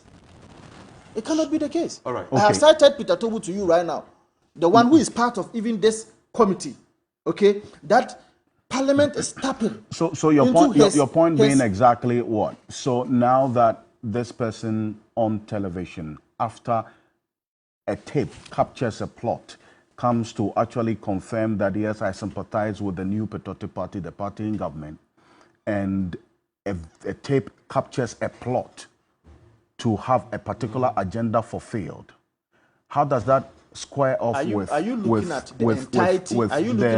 Peter Tobu and being in the entirety, because your allegations may not be correct. Your allegations may not be correct. If you look at the entirety of the videos that I have seen, clearly you can even make an assertion that, or if you like, the allegations that is also coming from some quarters per the videos I have seen, is that this was at the instance of the IGP. The COP, Alex Mensah himself, doesn't even know anything about it. So I'm just saying that until the parliamentary committee brings out a findings, its recommendations, and what it thinks that per the juxtapositions of all the issues that have been raised or said in front of the committee, this is our recommendation. So I'm suggesting to you that, Alfred, let us not be pretenders in this country. Let us not say that people don't have their preferences and biases. People were born into families first and foremost. And for that matter, if the person says that I'm a fan of the New Patriotic Party, we should even be applauding him for his candidness. But hold on, but unless of course we can attack him based on his discharge of his duties, and he has failed to portray that impartiality, responsibility on him as a public servant. So Professor Njo will come in. That's a briefly. This was a briefly. Something I said. If you allow him, I'll also come in. Briefly. There was. Can I make some points? Allow him, I'll also come in. No, it's not about briefly. Yes. He started with so a submission. We have to round I came in. So do we move he to has the next made a issue? rebuttal, Yes. and I'm only asking to make a rebuttal. Don't allow him to intimidate you. Yes. You see, my brother here is missing the point. He simply doesn't get what we are discussing. Who here has taken umbrage to the political or partisanship status of those police officers? Have we said that because they are MPP members or rabid MPP fanatics, they should be interdicted? Who has said so? So you are setting your own question. No, you are setting your own question and you're proceeding to answer. When we are talking, you don't listen. Not only are they rabid MPP fanatics, they have been captured on tape, conspiring to subvert the will of the people. Sammy, of and I'm country. telling you that the entire please, the other you don't ones get that to tell me that. It's not You've enough. already told me what you wanted to tell me. No, so the other ones, the other videos. Let me make my point. About that. Other So you videos. cannot just use what they said at the There is no other video. There is no other video. There are other videos anywhere. that I have seen yesterday. That is disputing what you are saying. All right, you've made your point. Thank you. Let me make my point. There is no other video anywhere which contradicts this point. That these senior police officers were not involved in a conspiracy to remove the certain IGP and have a new IGP appointed. You listen to COP. Who will help? Asari. No. You listen to Asari right now.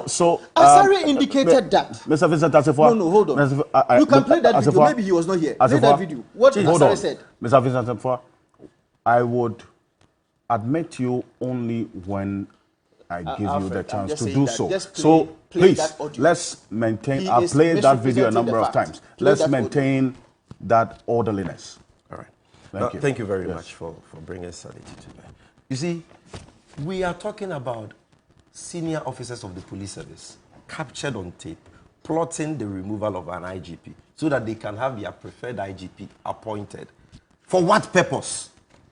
For what purpose? To enable the incumbent MPP rig elections. We've all watched the tape. We've listened to the tape. It is there. Black and white. That's not true. So that is a crime. That is wrong. The examples you cited don't wash. Yes, Alfred may have his own political leanings. He may be MPP or NDC. But Alfred has not been captured on any tape plotting the removal of the MD of this company so that a new MD will be appointed for them to rig election for any party. Neither has Tobu been caught on tape plotting the removal of any IGP so that elections can be rigged for the NDC. So the examples you are setting don't apply in this case at all. You deviated. Then he says that, oh, but this tape, we should not take everything on it like that because there are even indications that the IGP might have recorded it. And so what? And so what? Is that also and so what? And so what? You see the reason lawyer Martin Pebu will tell you, any lawyer worth his salt will tell you, that it matters not how the evidence is obtained, once it relates to public safety, public order, public security. Once you are conspiring to commit a crime, if the subject matter of that conspiracy has a means of recording it, and he records it, what is wrong with it? So, assuming without admitting that it is even true that the IGP recorded it, he deserves an award for it. It means he's a very good police officer. Because what the conspiracy they were engaged in was a criminal conspiracy. Then he says that we shouldn't be pretenders. They are NDC. Of course, I would be a hypocrite to say that they are only MPP people in the police service. They are NDC, CPP, PPP, MPP. But to the extent that none of those people have been caught on tape conspiring to subvert the will of the people of this country and to rig elections, the tape has already been authenticated. And in fact, the chairman, Atachia, your own MP, who is the chairman of the committee, is on record to have said that the tape has been authenticated already. And in fact, the person, your former Northern Regional Chairman, Bugri Nabu, who is a close associate of President Kufuor, says that he recorded the tape. Are you saying that Bugri Nabu is a liar? Then finally, he says that. I'm running up. My brother, I think you have a problem. Yes. You have a problem. You have a problem conforming with the rules of this platform. Now, because if we all behave like you, we will not have Here's what. Let me make my point. With your consistent obstructions, I am not going to come to you. I am not going to come to you and he doesn't again. He doesn't even deserve a third bite because we are all having our second bite. Now the point is this: he says that the police issued a statement and indicated in the statement that the basis of the interdiction of those officers was what was going on before Parliament. I've read the statement. Save the mere reference to the matter pending before Parliament. There is nothing in that statement announcing the interdiction of those officers, that they were being interdicted because of their testimonies before that parliamentary committee. They said they are being interdicted. Listen to paragraph 2. Said the interdiction is to make way for disciplinary proceedings into their conduct in line with the police service regulations. And the police service regulations is clear that a subject matter of police investigations can be interdicted pending investigations if the investigation can lead to a severe penalty or punishment. So what you're saying has no legs to stand on. Look, what he's doing here is simply defending rabid MPP fanatics, okay, because they belong to the same MPP. They have one agenda, which is to kick out Dampare so that they can rig elections. But they will never have their way. They are wasting their time. I think they're really giving a hard time this morning. Quick, round it up, yes. I said from the beginning that there are always code of conduct in every institution. The police service is supposed to have their code of conduct. If you are in the service and you have a problem with the style of leadership of the IGP, there are internal structures that you go through. I started by saying that this is pure insubordination. Okay. And to go through that route and come boldly before a parliamentary committee and say all sort of things, boldly, I don't know who has emboldened them or who has empowered them to say all these things, but all the things that we are hearing is a distraction because there are real issues that are bothering the people of Ghana here. Let them go back, see the council should decide, the police council should do that. And I have said it, I'm going to repeat it, that we don't need a president that is going to appoint the IGP. We need the police council to do that. That will avoid all these things, power struggling and people trying to get attention of the president so that the current IGP will be taken out and they will get a position. It doesn't help anybody. We, as Vincent said, we are heading towards elections. We need the police. Every polling station is supposed to have a police officer. At least on that day, they are supposed to be neutral because their job demands that. And we should see that kind of professionalism and integrity in our police, not this kind of manslinging and speaking against each other. A divided front never stands, and that's not how policing is, it works. Professor Enoch Entry, thank you. Now, this leads us to our next conversation. This is Key Point on TV3. We're live on 3FM 92.7, also live on TV3 Ghana on Facebook, and DSTV channel 279 all across the world on 3news.com. Before the close of day yesterday, 2 private citizens had gone to court to seek an injunction on the planned limited voter registration exercise by the Electoral Commission beginning September 12th. That is this coming Tuesday.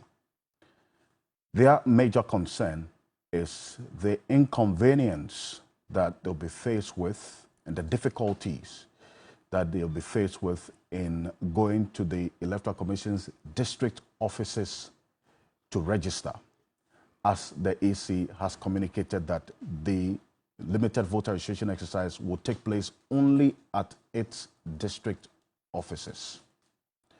Before that, the NDC, the CPP, GCPP, APC, and LPG have also gone to court for similar reasons, asking that the Electoral Commission goes beyond its district offices to register eligible voters. Now, the CDD, the Coalition of Domestic Election Observers, CODEO, and others have all raised fundamental concerns about this decision by the EC. But take a listen to the flag bearer of the NDC, John Mahama, earlier in the week, also talking about the Electoral Commission giving further details in the spirit of transparency for this process. Take a look. I wish to add my voice to those who have called on the EC to reconsider its decision to restrict the registration exercise to its district offices only. Acquiring a voter ID card affirms one's right to vote, and access to a voter ID card should be easy and not limited by location. Every Ghanaian deserves the chance to exercise this democratic right. I strongly urge the Electoral Commission to facilitate the registration exercise in all its electoral areas to allow for easy access and a reduced burden on the citizenry in their quest to register. We want to know when the names and pictures of the registration supervisors, registration officers, registration assistants, and other officials for the exercise will be published at the district level as stipulated by the EC regulations. We've also requested information on the exact number and distribution of workstations, registration kits, and other logistics to be used in the exercise.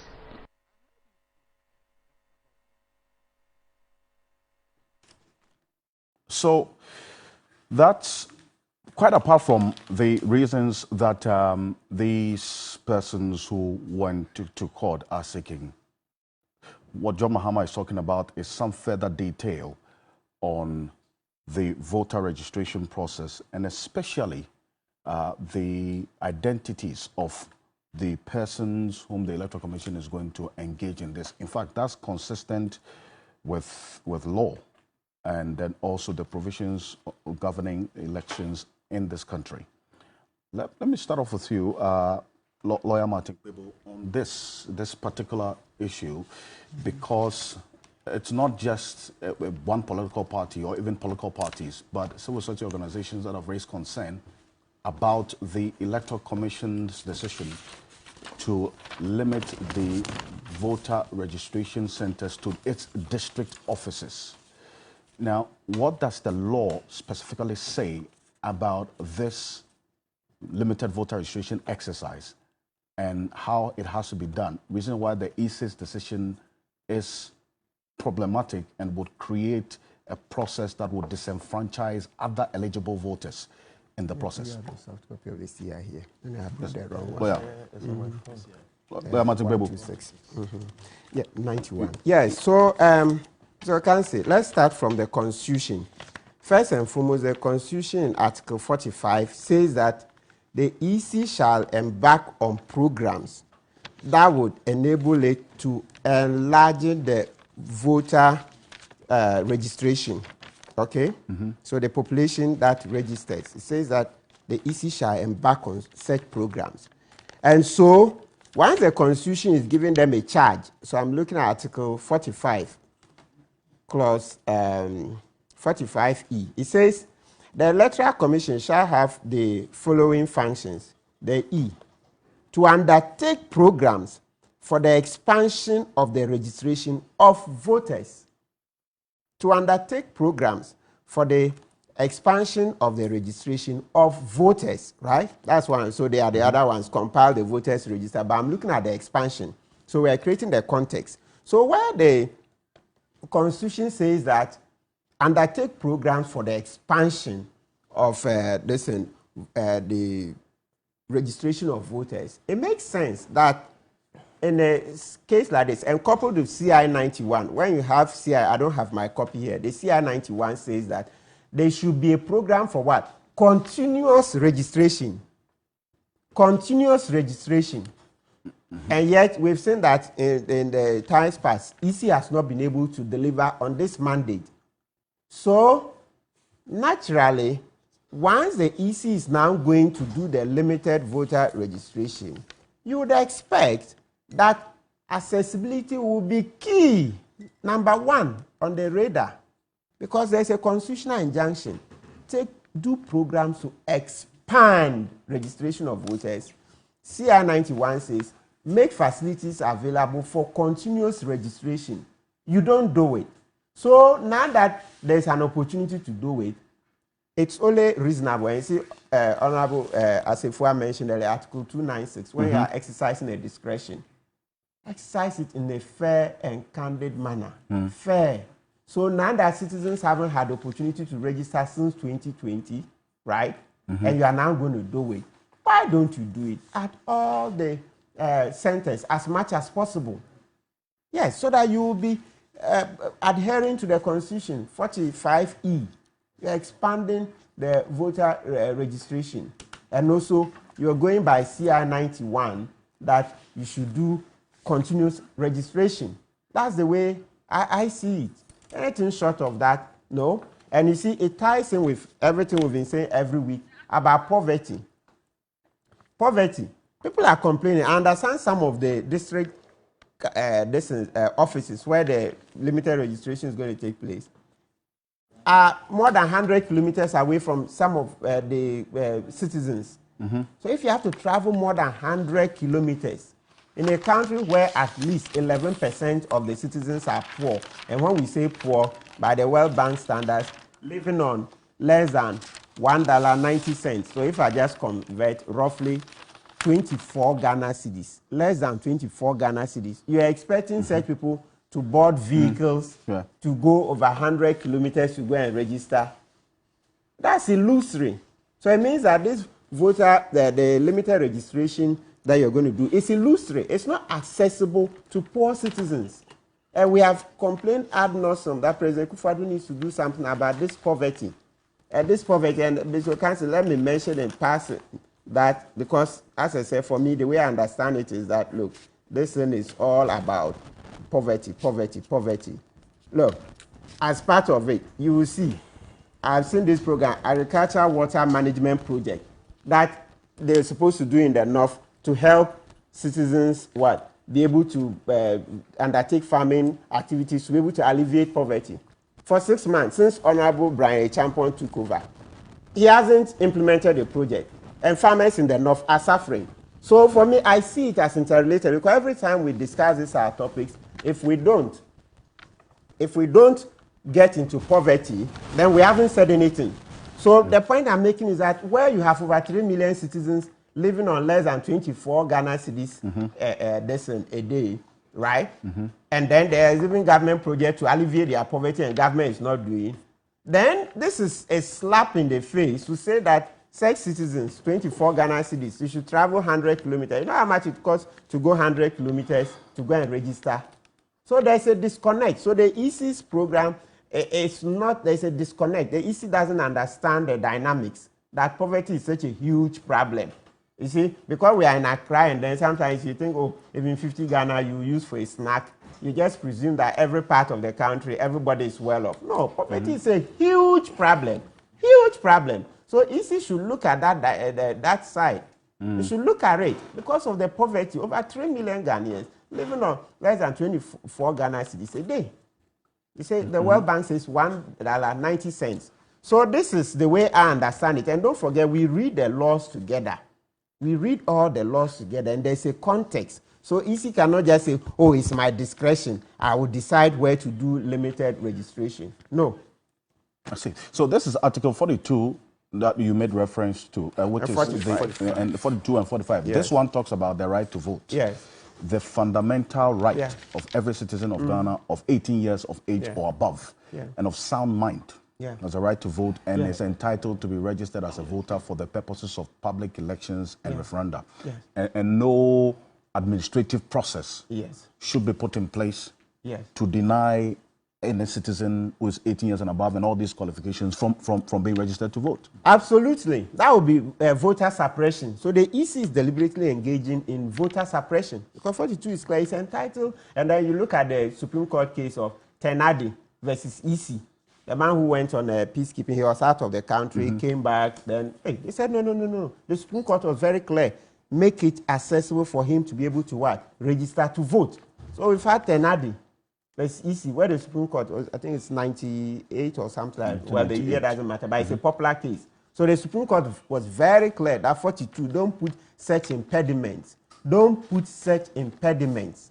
You see, so the EC has to come again. And it's not every time that the EC has to wait to be dragged to the Supreme Court. It's just untenable. It means that every time the EC is embroiled in litigation, when will the EC ever get it right? That look, this one, we just want to do it the way it has to be done. You think you can wish away the poverty? People are really hungry, eh? Yeah, people are really, times are hard. So the EC should look at it in that light and make sure that they bring the registration centers to the doorstep of the citizenry. Yes, there's money. They shouldn't complain about it. There's enough money. They are busy buying V8 and busy traveling all over, bathing in the sky. There's money. Okay. If you look at, and Mr. Sefwa, if you look at the two citizens who have even taken on the Electoral Commission, in fact, both the EC and the Attorney General are joint respondents in all the two private citizens' suits that have been filed. Agbenyo talk Mercy, and then also we have Precious earlier, also raising same concerns. Ayita Precious. One is somewhere in Dodowa, and then another somewhere in the Volta region.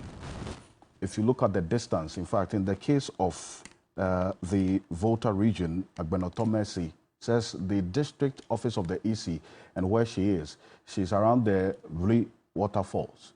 She has to go through Togo to come back into Ghana to get to that particular polling station.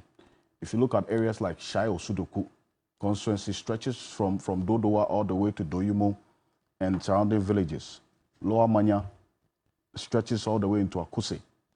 I mean, you can talk about North Town where it goes all the way to Mefe, Bato, Togome, and all these areas. The distance is wide. I'm sure your constituency as well, you would have some of these instances replicated there. No, I don't. Is it, would that not have been a fundamental consideration, if you don't, for the Electoral Commission as well to take into consideration the concerns that have been raised, not just by the political parties, but civil society organizations, about the distance and other factors that would impact on eligible voters going to register because they have limited this registration exercise to their district offices?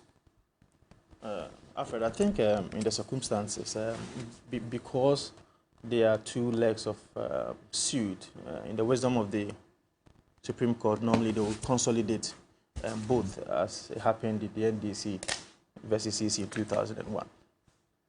Now, if you read the Article 45, as Mr. Martin Pebu just read out, and also read out the Regulation 30 of the CI 91 as amended by the CI 126. The 31 says that the Commission shall revise the register of voters annually and may revise the register of voters for each electoral area within a period that the Commission shall determine. Now, when you take the two, it says that the process for registration is provided in these regulations, as provided in these regulations, apply with the necessary modification as the Commission shall direct for the revision of any register. Now, to respond directly to Mr. Martin Pebu. Now, my estimation is that I do not think that the EC is embarking on any agenda to suppress votes. Why do I say so? There's a certain doctrine called the doctrine of non-justiciable political question. And that is a doctrine that says that, in fact, that doctrine is applicable to Ghana, but to the extent that it doesn't contravene any provision of the Constitution of the Republic of Ghana, or, to the very least, the spirit of the Constitution. So, the doctrine of non-justiciable political question is that when there is a duty or a responsibility that has been given to any public institution, no court has the responsibility, or if you like, the right, to determine how that public duty will have to be done. So, if you check the case of G.H. Mensah versus the Attorney General, it was clear that the court was of the opinion that Article 78 is clear that at any point in time, ministers will have to be approved by Parliament. But the court cannot determine as to how the approval processes will have to be done. In the same vein, in the same principle, I do not think that the case that has been sent to court by the NDC and other persons to the Supreme Court, it seems to me that we are directing to the Electoral Commission as to how they should embark on Regulation 30, as I just read out, that yearly, and if I may have to read that one again, yearly, the Commission shall revise the register of voters annually, and may revise the register of voters for each electoral area within a period that the Commission shall determine. Now, the 2 is very instructive when it says that the process of registration, as provided in these regulations, apply with the necessary modifications. So, in my estimation, it is supposed to be done by the Electoral Commission. Now, the argument that this is a way to suppress voters or eligible voters the opportunity to vote, and some arguments that I've also heard is that it's a trample on the fundamental human rights of certain persons in this country. Now, the Article 33 of the 1992 Constitution is very clear. When your fundamental human right is about to be trampled upon or is trampled upon, the best place for you to go is the High Court. So if the NDC is saying that fundamental human rights of certain persons are likely to be trampled upon, then the best place for you to go is the High Court. Now, lawyer, if you check...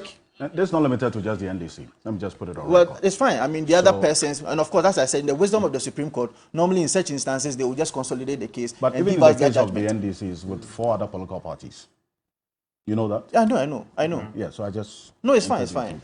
I mean, that's a red herring. So, the point I'm trying to make... It's a fact. That's okay. I mean, I don't think anybody... And I think, Mrs. Swart, nobody has questioned the EC's powers to do this. Senior. It's a lot more about what is being done and how the process would lead to disenfranchising people. No, and I've answered It's not so you, much about whether the EC can do that or otherwise. I have answered you with the doctrine of the non-justiciable political question.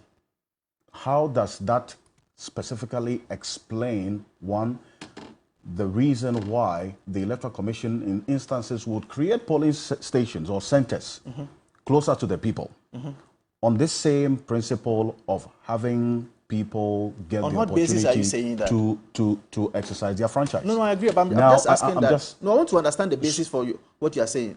That is there any law that demands the EC to send it to the polling stations?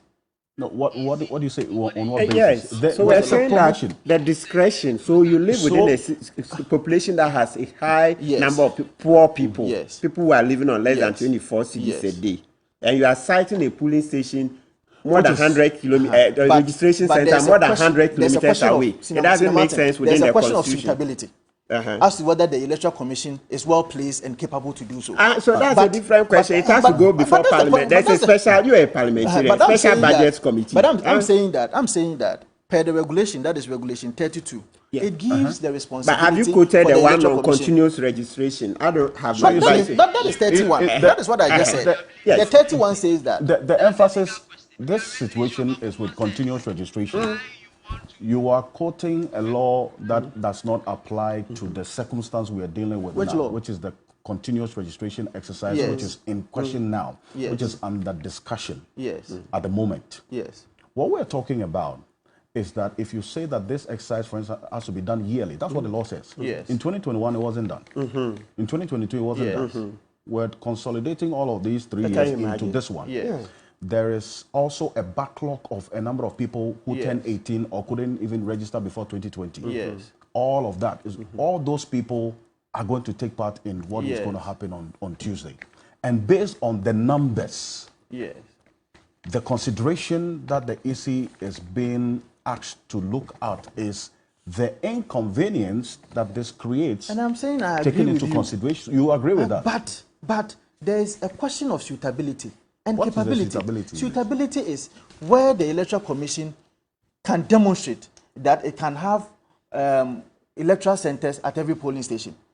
They are saying that they cannot do so. Have they said that? Are you looking for what is No, suitable no. to them? Or to Of course, for them to discharge their mandate under the Constitution of the Republic of Ghana. Have they come to Has the Parliament? EC, But I'm just saying has the EC indicated that they can't do this? But I'm also telling you that if they are not doing so, then it means they can't do that. Oh, not necessarily. they Some can't can just be necessarily mean lazy. that. No, they are not. They are They not. can just be They, lazy. they, they I'm just haven't telling come you out to that say they can't do it. My I think interest, you just put it on see, record. Alfred, my interest, and as a stakeholder of the 2024 election, is to join hands with anybody to ensure that we will not have foreigners to be part of our electioneering process. That is where my interest really lies. My interest is not on the optics, whereby we say that, okay, in fact, there are some polling stations, Alfred, let me indicate to you that even if you set these centers at the polling stations, there are still people who have to take a number of transportation, or if you like, 1 or 2 transportations before they can get to those polling stations. Then maybe at best we should take it to people's rooms to go and do that for them. But no, I'm just. Oh no, hold on.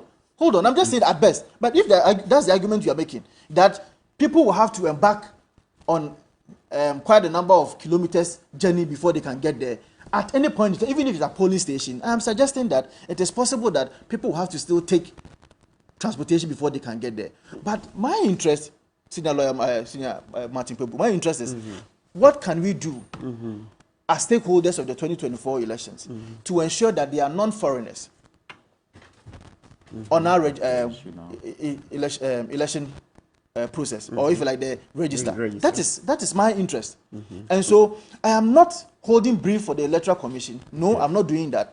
But all that I'm trying to say is that we have to give the Electoral Commission the benefit of the doubt. It is possible that in the circumstances, this is the best of the situation. If you like, this is the best of the outcome that they can give to the people of Ghana. Let us encourage our people, like what the former president is doing. He's encouraging the NDC Parliament. In fact, he has encouraged all of them to be part of the process. As members of Parliament, as stakeholders of the election, let us encourage our people, let us support them, for them to be able to go and register, which will be in consonance with the Article 42 of the 1992 Constitution, that anybody who attains the age of 18 years and is of sound mind should be allowed to be able to have his decision being heard during an election. So I think that is the position of the New Patriotic Party. Okay, I'll go for this quick break. When I come back, we'll continue this conversation. This is key point. And Professor Entry, Samijafi will have their take on this particular subject. And then also some other concerns that we've had as well on this issue. Stay with us. We'll be back shortly.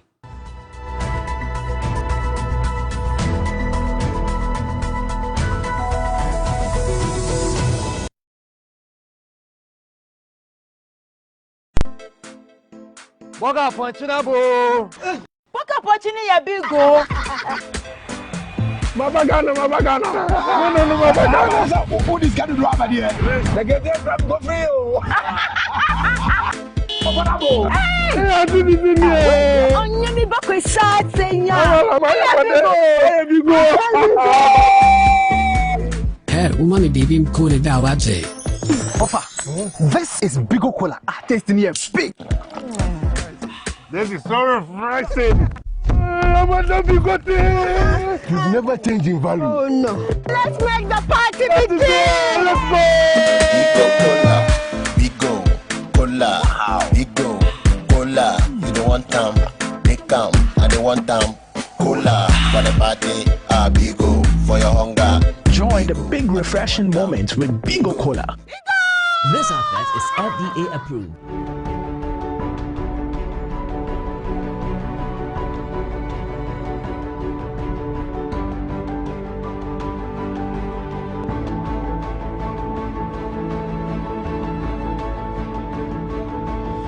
You feel adrift as you transition into a new stage of your life? The future seems like a blank space until you discover the passion within. The canvas of the future is yours to paint. Welcome to a world of opportunities. Heritage Christian College, offering world-class university education, training compassionate entrepreneurial leaders.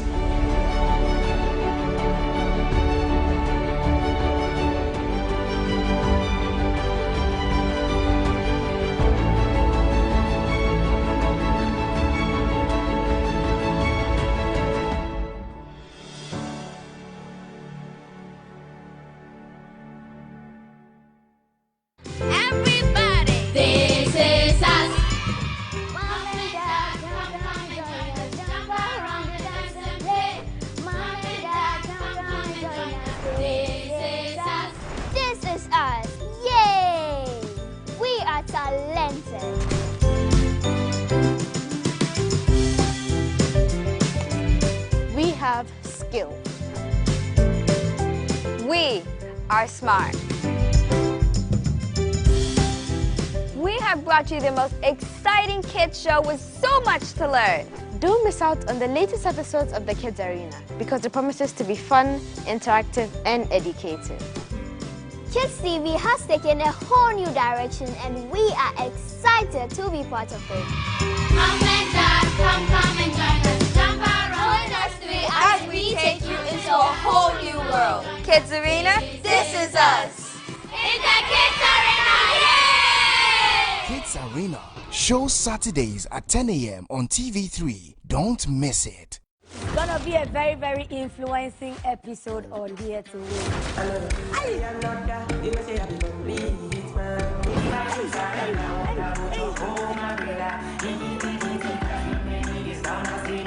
Busting your brains, wow. I want to cry. What was Logan Cavelli's favorite subject in secondary school? The Kisi, the Meru, the Kiyuyu are which tribes in which Malawi? Ivory Coast is to the east coast of Ghana. True or false? True.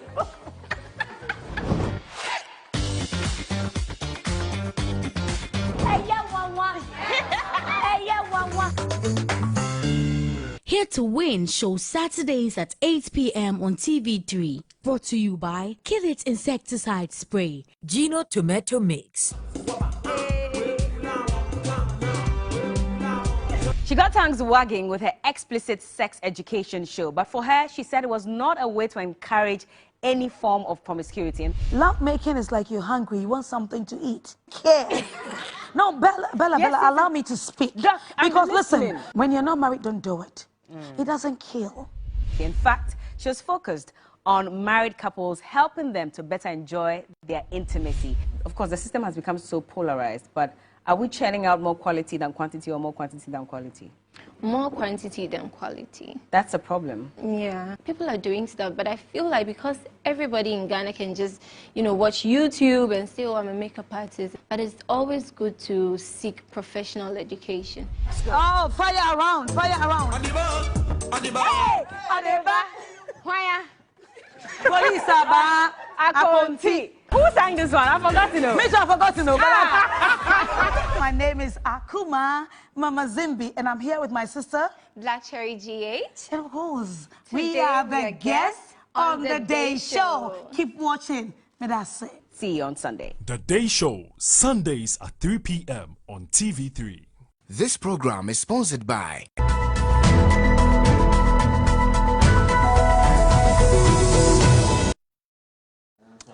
Welcome back. This is Key Point on TV3. We're live on 3FM 92.7, also live on TV3 Ghana on Facebook and DSTV channel 279 all across the world on 3news.com.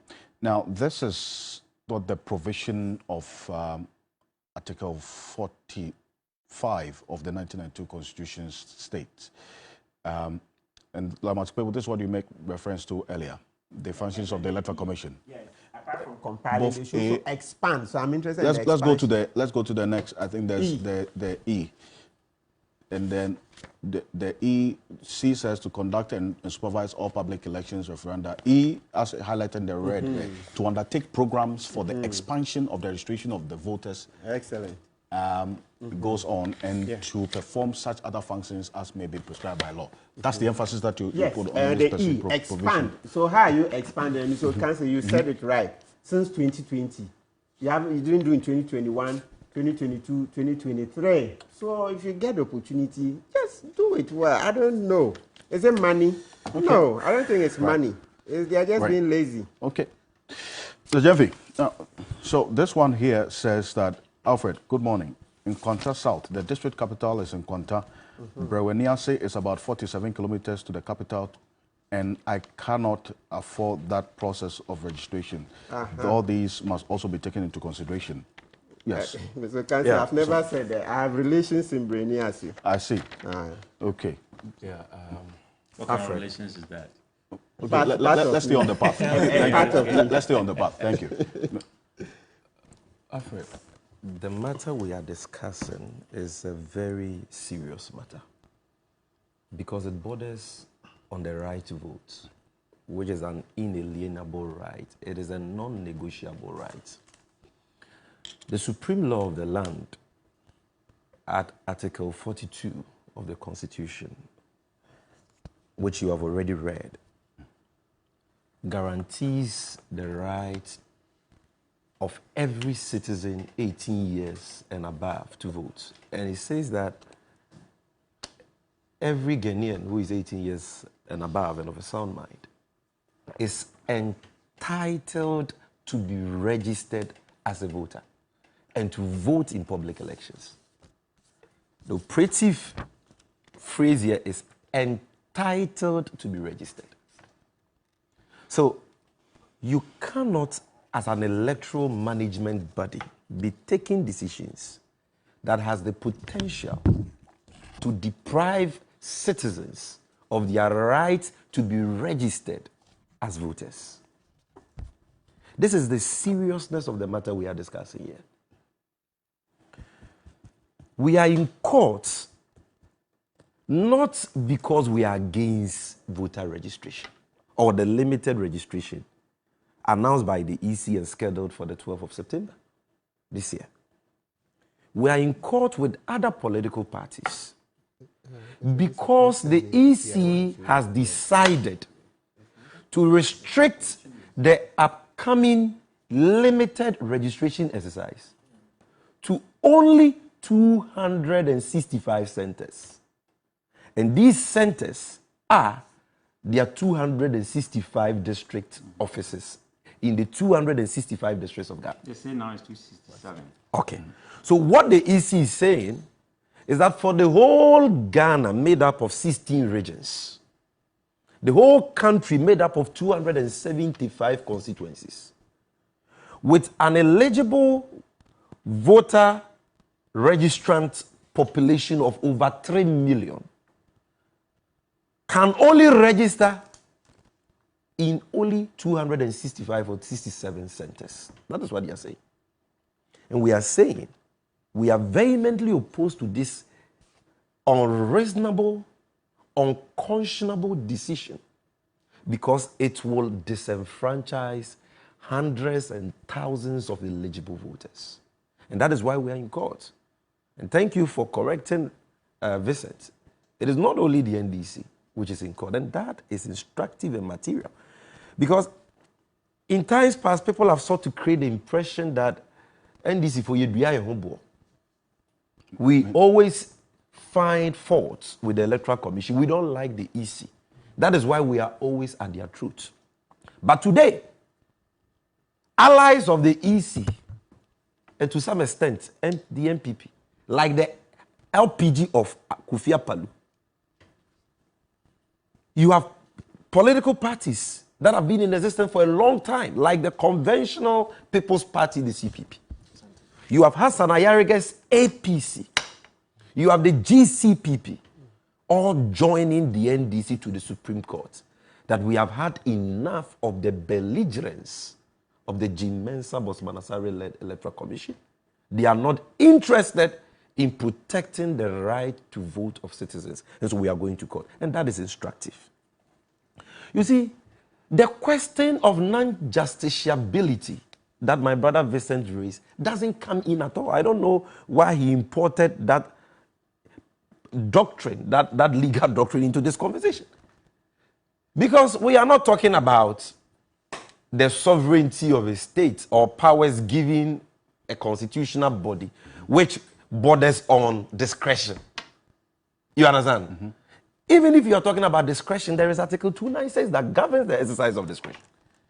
But more importantly, in this case, we are talking about the Constitution, which is the supreme law of the land, which has imposed a certain duty on the Electoral Commission. Which duty is being violated by the Commission? And therefore, under Article 1, 2, and 2 of the Constitution, the appropriate forum for such an action is none other than the Supreme Court. I disagree. However, there can be multiple causes of action flowing from a breach of law. Okay? Mm-hmm. And therefore, the fact that you may have a cause of action to the Supreme Court in a matter doesn't mean that you cannot have another cause of action in another forum. So some may decide to exercise that cause of action by way of a human rights action at the High Court under Article 33. Others may also come under Article 1, 2, and 2 of the Constitution. Because by restricting registration centers to their district offices, they are violating Article 42 and Article 45, 1E of the 1982 Constitution. And you cannot take violations of the Constitution to the High Court. Mm-hmm. The Supreme Court is the only forum mandated with the power and authority to interpret the Constitution. And Article 42, I've already told you, persons 18 years and above and of a sound mind are entitled to be registered.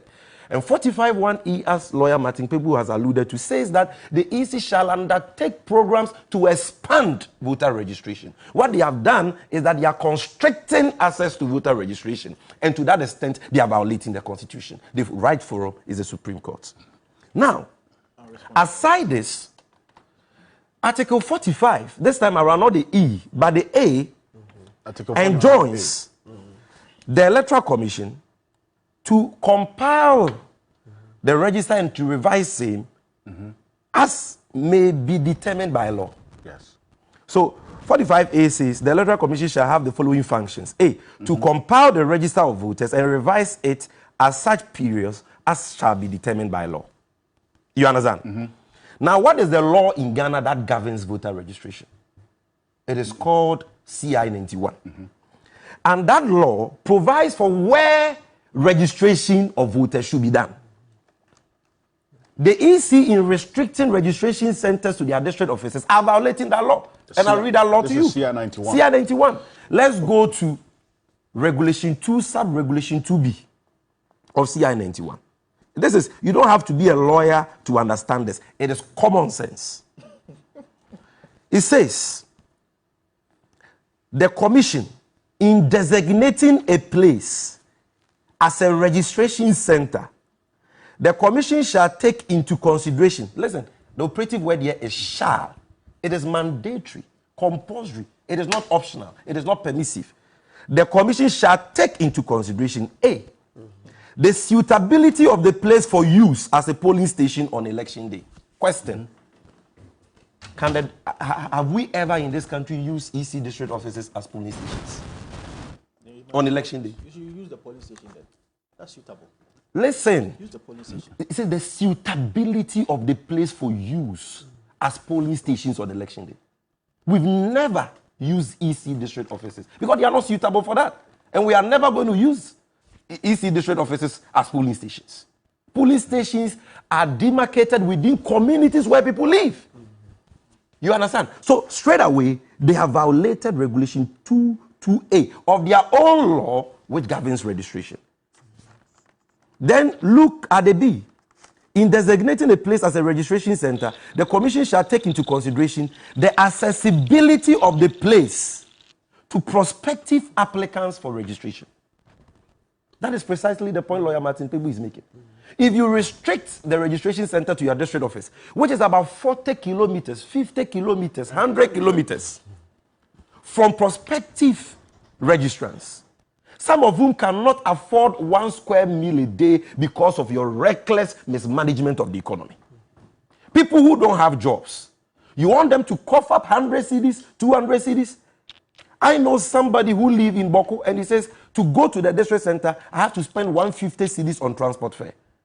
And if I don't have a passport or the Ghana card and I need to go with 2 guarantors, I have to spend the same amount of money on the guarantors. People don't have jobs in this country. They don't even have food to eat. You have imposed untold suffering on people. And you are taking this senseless decision. What is the justification for this decision? So straight away, they have violated their own law. And you see, the title of the law is this: Registration Centers and Electoral Areas. Why do you have electoral areas there? So that, because the makers of the law, in their contemplation, thought that commonsensically registration on this scale will be done at the electoral area level, so that it will be in close proximity to the people.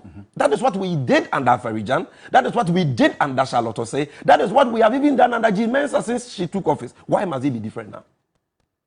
Then you look at the regulation 30 you refer to. There is something there which, in reading the law, you didn't pay attention to that. In fact, it was Vincent who made reference to regulation 30. It says, the commission shall revise the register of voters annually. They didn't do it in 2021 and 2022 as you have established, showing clearly that this is an EC that has been acting illegally already. They have no respect for the law. They are laws unto themselves. They are only there to please their appointors. That's it. So they have already violated this law. But look at what follows that. The commission shall revise the register of voters annually and may revise the register of voters for each electoral area. Why didn't he say for each district? The register for each electoral area. So when you read this law as a whole, you see many references to registration on electoral area level in terms of the revision of the register. And that is what has been the practice. Look, he is reading to mean, okay, the sub-regulation 2 of regulation 30 to mean that the EC has the discretion to ignore this provision. But that is not what it says. When you people read, you should read well. Listen. Let me read the sub-regulation 2 to you. The process for registration, as provided in these regulations, apply with necessary modifications as the commission shall direct for the revision of any register. So what shall? The process for registration as provided in these regulations apply with the necessary modifications. So what is it what is the law talking about? It is the process for registration, not the centers of registration. Regulation, Massa, can you keep quiet to make my point? Private regulation 9 says that it should be continuous. I refer to it. Exactly. So let me make my point. So the law he's reading is wrong. What the discretion comes about the discretion here applies to the process. Okay. Now, when you come to regulation 2, Master, can you allow me to make my point? Can you allow me to make my point? You would have your take in from this responding to we are not here for friendship. This is serious business. We are talking about the right to vote, and you want to reduce it to a friendship matter? Regulation 2 says registration centers, and the operative word is shall. It's mandatory. You can't go to regulation 30 and read a provision which is discretionary there, which is talking about the process of registration, not the centers of registration, and say that that discretion there can allow the EC to change the centers of registration as provided mandatorily in law. Where did you learn that law from? Then, my brother, the question we are asking is that this is not the first time we are doing limited registration in Ghana. In fact, under G Mensa, we did limited registration in 2019. Yes. And that year, if you recall, they took this same decision to restrict the registration centers to their district offices. Then a citizen called Umar Ayuba went to the Supreme Court to injunct them. So the exercise could not even take place on the 4th of June as advertised by the EC because of that application for injunction. Yes. The EC immediately, they were sued, knowing the right thing all along, now made a sudden U-turn. And they increased the number of registration centers from their district offices, 265 at the time, to 1,500. Alfred, this is common sense. Even if you are watching me and you are an MPP person, ask yourself this. If in 2019, when we were registering under 2 million people, G Mensa was wise enough to do this registration at 1,500 centers. How much 2023? When we have a lot more people to register because of the backlog she, through her illegal conduct, has created by not revising the register in 2021 and 2022. A backlog of over 3 million people. Limited registration. What happened in 2019? Limited registration. You gazetted 1,500 centers, and that is what you did. And you are saying that in 2023, you will reduce the centers from 20,500 to 267. You know what they are trying to do? They are simply trying to rig the election. There is no commonsensical justification for what they are doing. It cannot be money, because this EC by far is the most resource commission in the history of Ghana. Okay. Every money they have asked for, the government and parliament has given to them. So money is not the excuse, but they are doing it for 3 reasons, and that is where I will land. They are doing it because of voter suppression. They want to suppress votes to manipulate the election, because they know that the MPP are in office. They have the largesse of the state. If we restrict registration centers to the district offices, they can take state funds, taxpayers' money, and transport their supporters to district offices, whereas opposition parties cannot. So let's give the MPP an undue advantage, so that whilst we are suppressing votes in NDC strongholds, the NPP will have an advantage. Game plan number 1. Game plan number 2, by restricting registration centers to their district offices, they can rig the election through gerrymandering. You know why? Because if they do the registration at the electoral area level like they have always done, political parties, as they always do, will recruit and deploy agents. And usually the agents are residents of those electoral areas. So when you come to register and you are not ordinarily resident at that electoral area, they challenge you. You can't go through the system. But by restricting the process to their district offices, you cannot have one agent who know all the people who live in this district. So, for marginal constituencies that the NDC has won, they can move people from Vincent Asif West constituency, Tafo, Bantama. Then they bring them to the constituency. You cannot detect whether they live in that district or not, because your agent does not know all the people who live there. So they are able to do gerrymandering. Right. And what the chaos this will create if we allow it to go on. No, I'm wrapping up. The chaos this will create if we allow this to go on is that in 2024, you will have a lot of people, apart from the gerrymandering, apart from the voter suppression, you have a lot of people who may not be able to even locate their polling stations on election day. Our grandmothers, our grandfathers, the illiterates, they go to a district office, even if they are able to get the money to transport themselves. But have you even thought about the fact that, Alfred, I'm coming. While you round up if these people even find the 100 cedis, the 80 cedis, the 50 cedis, the 200 cedis with their guarantors and they go.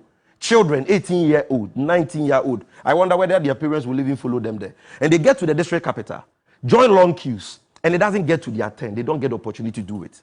Where would they sleep?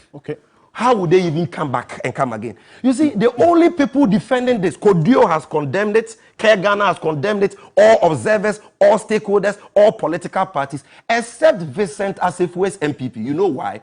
Because they are the masterminds and the architect of this election rigging plot. They are the sole beneficiaries, and that is why he is citing inapplicable doctrines and principles of law and applying them wrongly to this matter. Trying to defend the indefensible. So lastly, Alfred, what I would say, you spoke at length. Let me just conclude. I'm looking at that. What I would say is that I wanted to say something about what happened in the Supreme Court. You see, the Chief Justice must be called out. It is totally reprehensible for us to have a situation in this country where you file an injunction application in the Supreme Court, and you are told that because the Chief Justice has traveled, you cannot be given a date for hearing. And that the Chief Justice has now made new rules that she alone is the one who can give dates for the hearing of injunction application. In what civilized country can this happen? In what civilized country? But in any case, the EC has been served an injunction application by 2 citizens from the High Court. And per their own decision in the Dofor matter, where they suspended their supervision of the NDC's presidential primaries because they said, per their operational practices, once they are served an injunction application, they cannot proceed with any activity. They are supposed to hold on with this activity. So you expect that will apply? Let me call on all citizens watching us, especially NDC sympathizers, NDC supporters, Ghanaians, the youth who desire to see a change in the administration of this country. Okay. Your vote, Alfred, let me conclude in just 5 seconds. In 30 seconds. Your vote is your power. Right. Don't allow Mensa, Bosman Asare, Akufo-Addo, and the MPP to take that power from you. Notwithstanding the court processes we have filed, irrespective of whether the EC will do the right thing by expanding the centers, will do the right thing by respecting the injunction they have been served with, prepare. If you can, on Tuesday, on Wednesday, if they decide to breach the injunction and still go ahead, let us show them that we are ready to stand against their oppression. And we will go out and register and vote them out, because we have had enough of their misrule and their misgovernance. The GCPP is talking about the procurement of some 8,530 registration machines for the 2020 registration exercise. And Citizen Atodazi is asking what is being done to do this. He refers to the IPAC meeting on the 16th of August. Obiamwa of the MPP actually complained about this, together with all the other political parties who were present at that IPAC meeting as well. Professor Nji. Yes, Alfred, thank you. I think that when the heat is on, you see that people are passionate about that. There's something that I want to talk about in statistics. We say that not enough to know, just enough for better guess, statistics are born. So you can see that statistics are born out of ambiguities. There seems to be a lot of ambiguities in this, and that stems to the fact that the very reference document that we are using, that is causing us a problem. I don't know why we have the Public Service Commission, and yet we have a president appointing the Electoral Commissioner. Because the Public Service Commission is a very independent, constitutionally mandated commission. Our constitution is the basic problem that we are having a lot of debates. We have a lot of problem with this. The president should not be appointing an independent body like the Electoral Commission, because it creates suspicion. And that shouldn't be the case. We shouldn't be here talking about this. Now, let me tell you this. We've had articles cited, we have regulations cited, we have doctrine cited, but what about reasoning? Common sense. What about reasoning? So, there are names attached to the statistics. We have 267 districts for the Electoral Commission, but 275 constituencies. That means the constituencies are 8 more than the districts. Then we have 6,272 number of electoral areas. So why can't we have every electoral area, all the 6,272, the Electoral Commission going there and setting up their gadgets so that everybody can register? Because that is a right. I'm appalled when we reduce right to political parties. When I sit here and I see people talking, oh, you are MPP, you are NDC, are we saying that people's brains are manufactured by political parties? People work hard for their integrities and their knowledge. So we have reduced everything to politics. And Vincent talked about, foreigners. So if that is the concern, we have a situation where the media, I asked the media to go and check. There was this headline that Shelley Ayakwabotche storms passport office.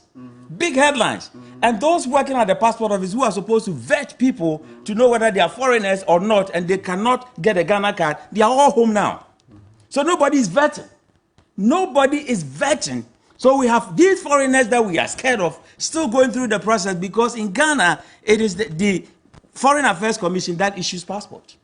The ministry, you mean? No, the ministry is doing that. But what do you call it? The passport office people who are belonging to the immigration people were vetting these people to see whether somebody is a citizen or not. But because of what the minister did, those people are still at home now. So I asked the media to go and investigate that. Now, let's come to this. Is there a need for everybody to register? That's a right. And when we have the right to register, I don't understand why even Ghanaians who are outside, they come home, they go to Electoral Commission district office, they will tell them that we are at break.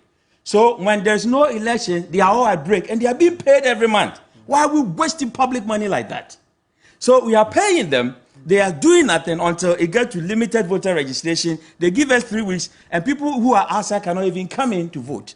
Now let's even talk about those who attained 18 years and are supposed to go to this district office and vote.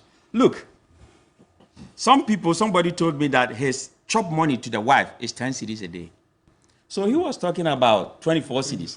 Somebody's chop money is 10 cedis a day. 10 cedis, you want him to use that whole 10 cedis to get a lorry fare. And look at the bad roads. the bad roads of our rural areas. How some areas that you have one car that moves from that place to the district once a day. If you miss it, then you might have to walk. Some places Some places is dry. So let's bring reasoning to the way we are doing things. I don't like the trust gap. We seem not to trust ourselves about this. The Electoral Commission is not supposed to meet the whims and caprices of just a ruling party. They are supposed to be neutral. And being neutral, they have to face the trust gap. They have to be very consistent. The timeliness is very important. That we need a time that everybody can feel comfortable to go and do that.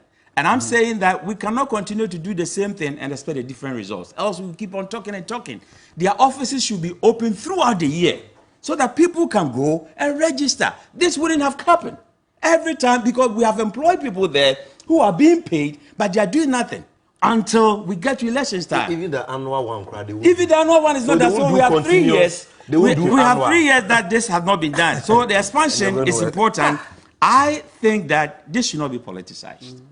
And it's not called for to see that political parties are suing Electoral Commission. It brings that, and that adamancy. If you look at the EC Act 451 of 1993, it says that they are supposed to manage conduct of all public elections. So they are public officers. You know, in the advanced world, it's an honor to be a public officer. It's an integrity to be a public officer because you are there to serve from the heart. Everybody wants to be in public service because that is an honor. Here, we have people in public service who have been appointed by a ruling government, and because of that, they feel that they are, accountable and responsible to the ruling government. That's not how it's supposed to be. Else, we'll be running in circles and there will be a lot of confusions. We should have an independent body that appoints the IGP, that appoints the Electoral Commissioner, that appoints the military head, that appoint the immigration head, so that they will be independent to make policies that will help the country. Professor Ocansey, thank you. And this one here from a viewer watching us in Bole says, distance from Bamboy to Bole is 130 kilometers. Imagine. And so that should be taken into consideration as well to ensure that the right things are done. Even if there's precedents, they did happen at the time when the EC has not registered. Thank you very much. I'm going to even get a bus to the district capital. I'm going to go for this quick break. I have to go for a quick break. The nature of our roads. I'll go for a quick break. Young children. Stay with us. We'll be back shortly.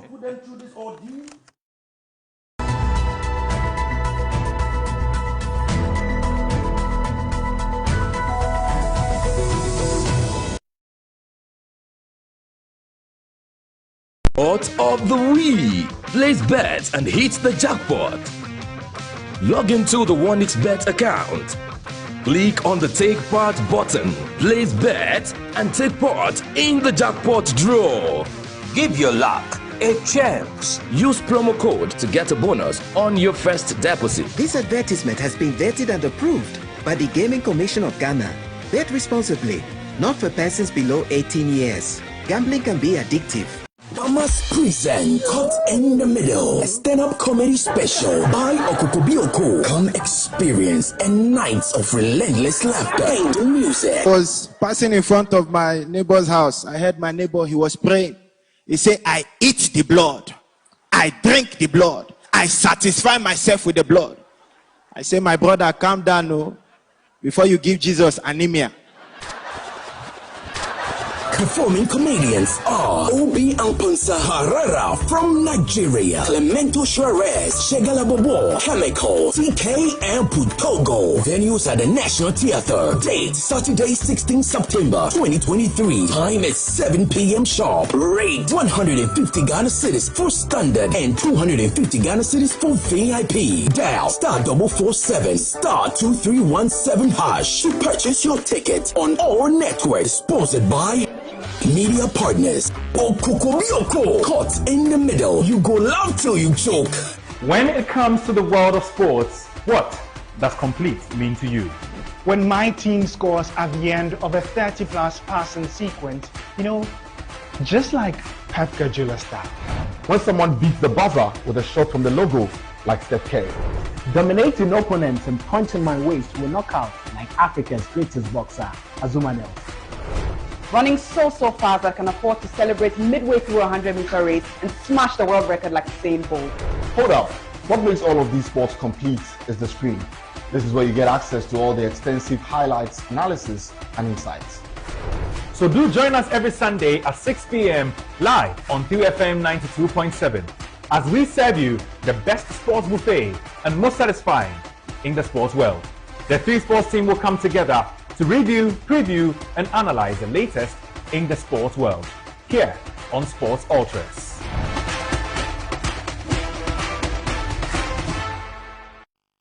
Show no, aye manya to say so manya, and aye chaka to say chakademos. Oto ka bi be launche and Delay. Nani nyaya for fame. No. Seriously? I be sing no cre because almost all brofo nye prempe brofo. Brofo and this cabana meka. Anya brofo who be as an America. It's all called public restroom. Who you so male and female ladies. And don't you think yes I will violate Emma because you have a male sex organ but you are using the ladies? Oh, tell me and follow me. What a word you know a putoy. And you need delay a putoy. The Delay Show now shows on Sundays at 6 p.m. on TV3. Brought to you by Vodafone, Safari Tissues, Pepsodent, Yas Sanitary Pad, Delay Foods, Tabia Takum, Greatfield Ventures, Alisa Hotel.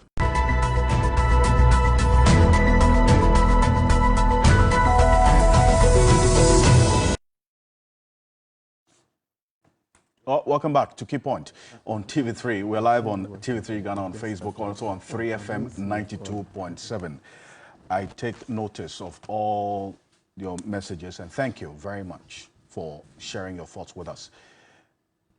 The beginning of this week had Alan Kyerematen communicating the decision to withdraw from the NPP flag bearer race. He cited a number of reasons, including intimidation and then also the violence that some of his agents, especially in the Northeast region, was subjected to.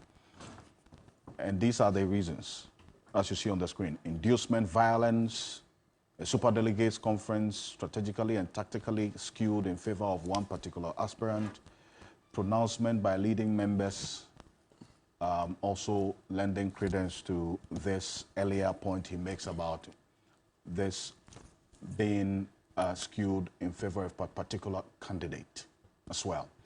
Now, we're going to hear from Alan Kyerematen when he visited this Northeast candidate who suffered some bruises as a result of the violence.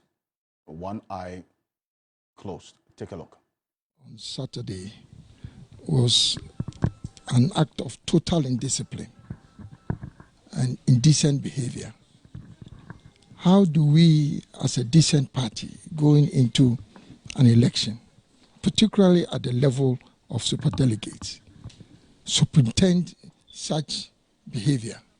I mean, look, we all joined the NPP because of our commitment to the values of the party. But what is happening clearly shows that this is not what we bargained for by joining the party. I'm not going to tolerate this kind of behavior. There are a few other things that also came up after this, and the party accepted the decision to withdraw and then also indicated what the way forward is. Take a look at the statement that he put out. He says he's not convinced that the circumstances that he has referred to earlier, therefore, and I'll start off with you on this, will not persist or even be escalated in the next round of elections, for which balloting is scheduled for Wednesday, 6 September 2023. So even though the party says it is investigating all the issues he raised, he says that he essentially doesn't have faith in the structures of the party to deal with this particular case. Do you see this outcome or this development posing any threat to the NPP? Well, I think that it doesn't because Alan Kyerematen's withdrawal. It doesn't. The allegations that has been stated out there per the press statement is inconsistent with the reality. It's inconsistent with the reality. What's the reality? The reality is that I do not think that the use of phrases like widespread intimidation, there's an allegation that was stated in the press release, is the reality on the ground. Because, yes, I am a voter. I voted in the Ashanti region as a member of parliament. There are 16 electoral centers, and you add the headquarters, making it 17. Now, out of the 17, if there is one center that recorded that incident, which had its agent had that damage of the eye, can that be interpreted to mean that there was widespread intimidation? That is one. Two, if you also allege that there was some inducement, me sitting here, I feel very insulted as a member of parliament. Why? Because I'm a voter. I'm part of the special delegates conference. So if I go out to go and vote because of my belief in a particular candidate, and you allege that I have been induced, I feel very insulted. You are telling me that I don't have a mind of my own to be able to vote for a particular candidate. What can Dr. Bawumia give me? Can he come in? What is it? What is it? Why didn't he give me something if there's an inducement? So I don't believe that that is the issue. That is also not consistent with the reality.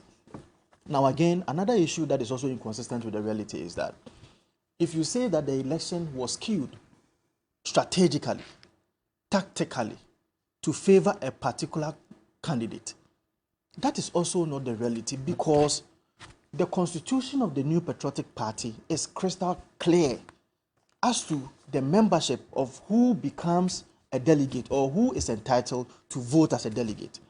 It talks about 275 members of parliament. So in our instances, we have 137 members of parliament who were eligible to vote or who voted.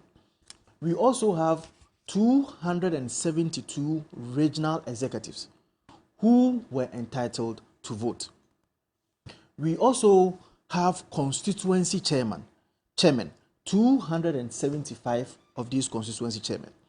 We also have founding fathers. We have former presidents. And these people have been given an opportunity, or if you like, a right to be part of the Special Delegates Conference. Can there be a suggestion, even for once, that anyone was allowed to vote when that person was not given a mandate under the Constitution of the New Patriotic Party? I am very passionate about this issue because the stature of the Honorable Kyerematen is so huge. I've had occasion to indicate that he is a gentleman to fault. I have no problem with him, like many others who voted for Dr. Bawumia. Nobody has any problem with him. But when you bring out such a statement, it casts a slur on the integrity or the security integrity of the state, because it is supposed to be an internal election. A party that wields governmental power, that party cannot peacefully organize its election. You are suggesting to the international community that come 2024, it will be a showdown. But that is not the case. The case is that there was an isolated issue that happened during the 26th August electioneering process. And that isolated process or that isolated case is what happened in the Northeast. Agreed. We have condemned it. It is not supposed to be happening. That is why there has been a trigger of investigation into those matters by the National Executive Committee. So if anybody attempts to suggest that the establishment, the National Party or leadership, in fact, one of the allegations that you also made with respect is that to one isolated case not worrying enough for you as a party? But I'm saying that if you use... If even, let's assume that in that one isolated case where one person was left with bruises, his eyes I have condemned closed. it. I have condemned it. You've condemned that. It is shameful. But I'm saying that if that allows such a person of his stature put out a statement which is accessible to international community that there was widespread intimidation, that casts a slur on the integrity of the state. But my problem is, if you go ahead to allege that there were some leading members who were supporting a particular candidate, and for that matter, you feel that the system or the electioneering process was not fair, then I asked myself, there were other leading members in the party who were also supporting you. In fact, there were cabinet ministers, like the Honorable Amewu, supporting Alan Kyerematen. There are ministers, like Deputy Minister like Abena Osiasa, who was also supporting Alan. So, I mean, it cannot be a basis for you to say that because of that I'm withdrawing. I only have believed that there are other reasons why he is withdrawing, and probably he didn't want to go straight or if like direct. Well, he says in the coming days we'll get to know the role he will play in Ghana politics. Lamat, a brief one on this, really. Because in the end, in fact, there's been calls for him to even go independent so that there'll be a third force and so on for the MPP and the NDC. I don't know if this is a suggestion that you would buy into, and especially taking into consideration the reasons why he even took this decision in the first place to withdraw from the race of the MPP flag bearership. Lawyer.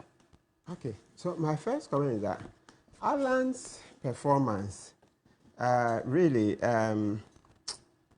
you just say, well, it was a long time coming. Long time coming because, you know, it looks like there's a certain deficit. He doesn't have what it takes to organize a political campaign. Yes, sadly so. So I can tell you, I have known Vincent for maybe 2014, so 2010, yeah, 9-10 years. Oh no, then let's leave that. Okay, all right. Okay, but that's true, right? No, that's okay. Yeah, so so now the thing is that those days, after John Kuma, non-justiciable. those days, you see, those days after John Kuma, the next person you will see as an Alan boy is Vincent. Yes. So today when I walked in, I even thought Vincent was coming to talk for Alan. Then it looked like no, he wasn't talking for Alan. He was at his ministry for about 7 months. And Vincent then was there. Yes, and then was John Kuma. Before he moved in Apostle. Right. And John Kuma is no longer in Alan's camp. John Kuma is with Fufuriata and co. Other people I've talked to a few party people who were in Alan's camp, they all switched. Yes. Then I said, no, this is a lost cause. It's a lost cause. So to sum up, Mr. Ocansey, no, I don't support Alan for an independent candidate. I've made it very clear that the people I support for an independent candidate is the churches.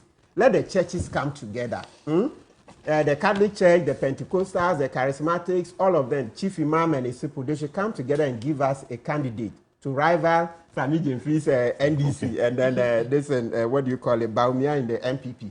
We are tired of the NDC and MPP thing. No, they are the same. Except it's proven that now NDC is less corrupt than MPP because the gargantuan corruption we are facing today, we are not and they are less corrupt. They are less. Mama was also corrupt, just like Ekufuado's son is on a grander scale. Ekufuado's son is on a grander scale. He's the mother serpent of corruption. So we want to get something different from NDC and MPP. Let the Catholic Church, the Pentecostals, the Chief Imam and people give us a candidate. Let's try something. We are tired of these politicians. They are crooks. Okay.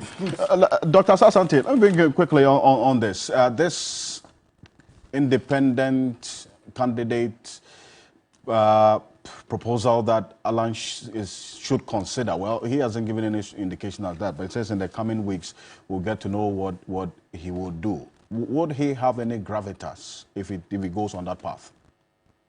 Yeah, good morning to my friends in the studio. I love the conversation. The issue is that idea, I'll be surprised Mr. Kyerematen will want to take that route. One, he is not going to win as an independent candidate, far from it. Two, if you want to, let me explain why he will not win as an independent candidate. If you look at independent candidate, the history of this country, nobody has survived. It's simply because the two-party traditions are so strong that it does not allow for independent candidate to get roots. Those who are pushing for he joining other smaller parties to have a third force, and I see my champion lawyer, Lawyer Kwebu, saying that the churches and all the religious groups should come out with a third force. Yes, if that will work, fine. But the third force will also not have roots here. Why? If you look at this country, even pre-independence, during independence, post-independence, the parties we've had are two-party traditions. So if you look at the NDC, it's nothing but an offshoot of the CPP when they became weak, and then we had this NDC. So any third force is likely to struggle. In fact, in Ghana, you are not going to win elections in the nearest future. All right. Let's cast our mind back to two-party systems. United States, Britain, other countries. Third force have not been able to survive. No. So it gives you an idea that third force in our part of the world, it's not. Look at we have done, my team, which last election, you recall, the work we did with you, Election Watch. We did a study from 1992 to 2020.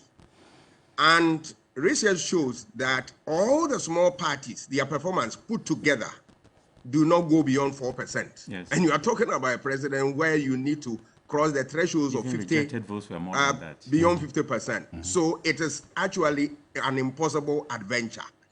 But what if he should go on that route?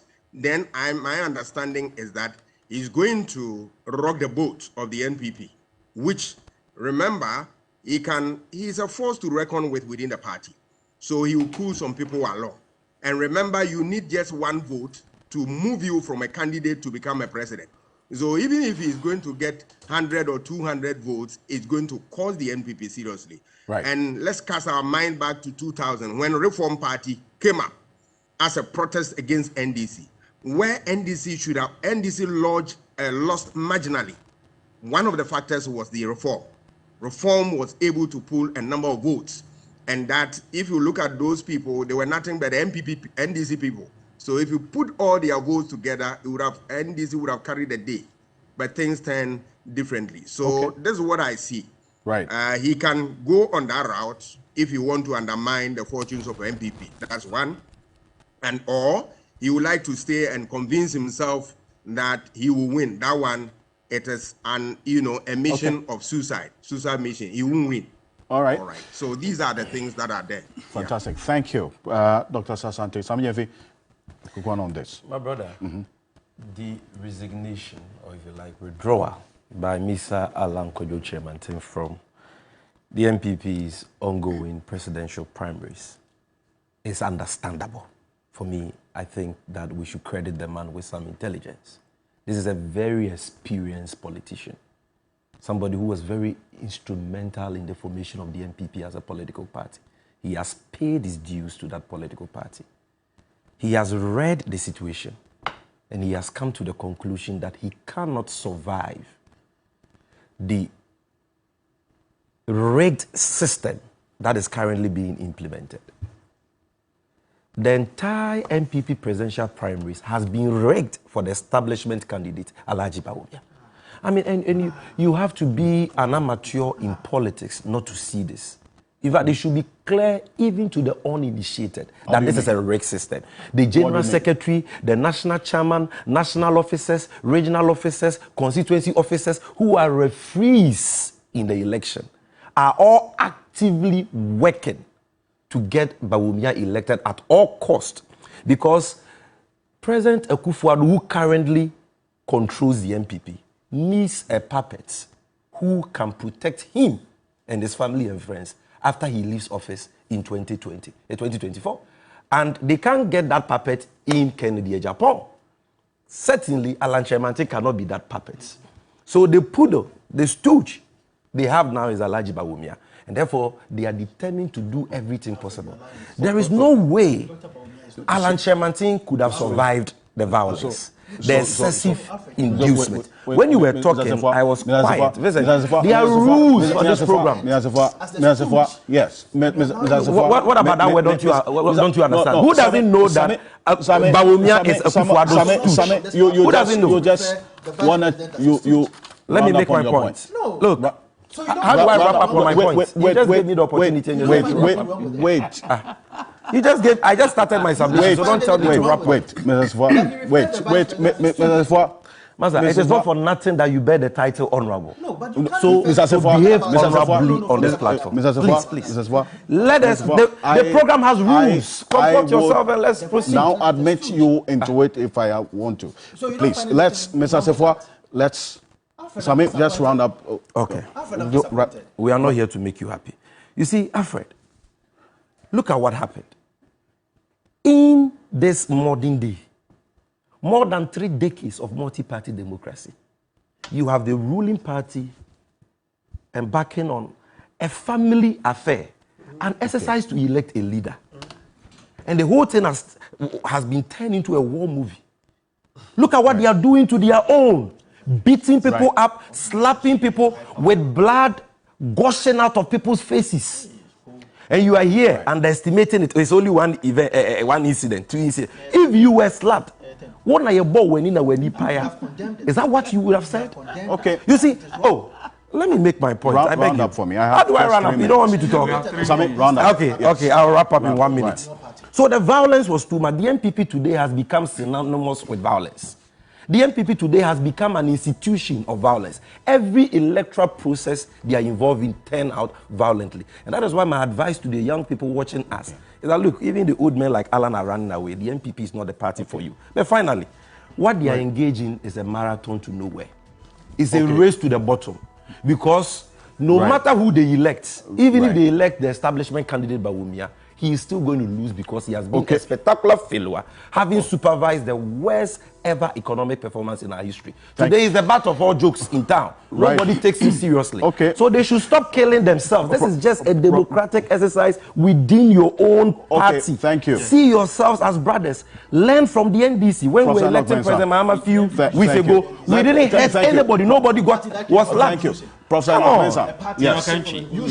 Sorry. Alfred, I have 2 minutes. Please, gentlemen, thank you. I'm on the floor. I have 2 minutes. History can repeat itself. We know from 1979 that Pauli left the Popular Front Party to form the United National Convention. At that time, Nanado's uncle, Nanadu was the secretary. He joined his uncle Pauli, and that made to Victor Wusu losing and Dr. Hilary Man winning the election. So history can repeat itself if Alan decides to join another force. We also know that the Green Party really hurt our goal in U.S. elections when in Florida when he could not win. So any breakaway from the MPP could also hurt them, like what Dr. Ansa said, because politics is about numbers. But Alan has himself to blame. Alan was into politics way before Bawumia got into politics. And to allow them, Bawumia and the forces to mafia him in this way, I'm surprised. But it's because you can't compete with the money. Yes, Sami, I'm saying, but Sami, I have not landed. Sami, wait until I finish my word. Alan was branded as Alan Cash. Alan was branded as Alan Cash. So if somebody has beaten you to the Cash syndrome, you see, so there's a problem. He was branded. He was branded wrongly. Thank you. Alan was branded wrongly, and he's been advised wrongly. So I think that we need peace. But please, gentlemen, give me a floor. You see, we are not getting anywhere in our politics. If you look at the money people pay now, if you don't have about 1.4 million, you cannot contest for election. Multiply by 275 MPs, and if you contest it with 3 or 4 other people, the money they all spend in the electionary period. We should look into this. You know, this way that we are spending so much money in elections. We are thinking about the next election, the next elections. We should not be going to the IMF for loans when we have money here and we are wasting all the money on the electionary processes. Thank you. Thank you. Professor Enoch Enchi. Professor Enoch Opoko Enchi. Thank you. Thank you very much. He is the Dean of the Business Development and Leadership at the Accra Academic City University. Thank you. He's a governance and leadership expert. Martin Pebu, thank you very much. He's private legal practitioner. Sami Jemfi is communications officer of the NDC. And Eko Vincent Asefwa is member of parliament for the Old Tafo constituency. Thank you. Thank you very much for staying with us here on Key Point. We're also live on 3FM 92.7. On behalf of the rest of the team, thank you for joining us. I am Alfred Ocansey. On behalf of the Key Point production team, we appreciate your time. Have a good week.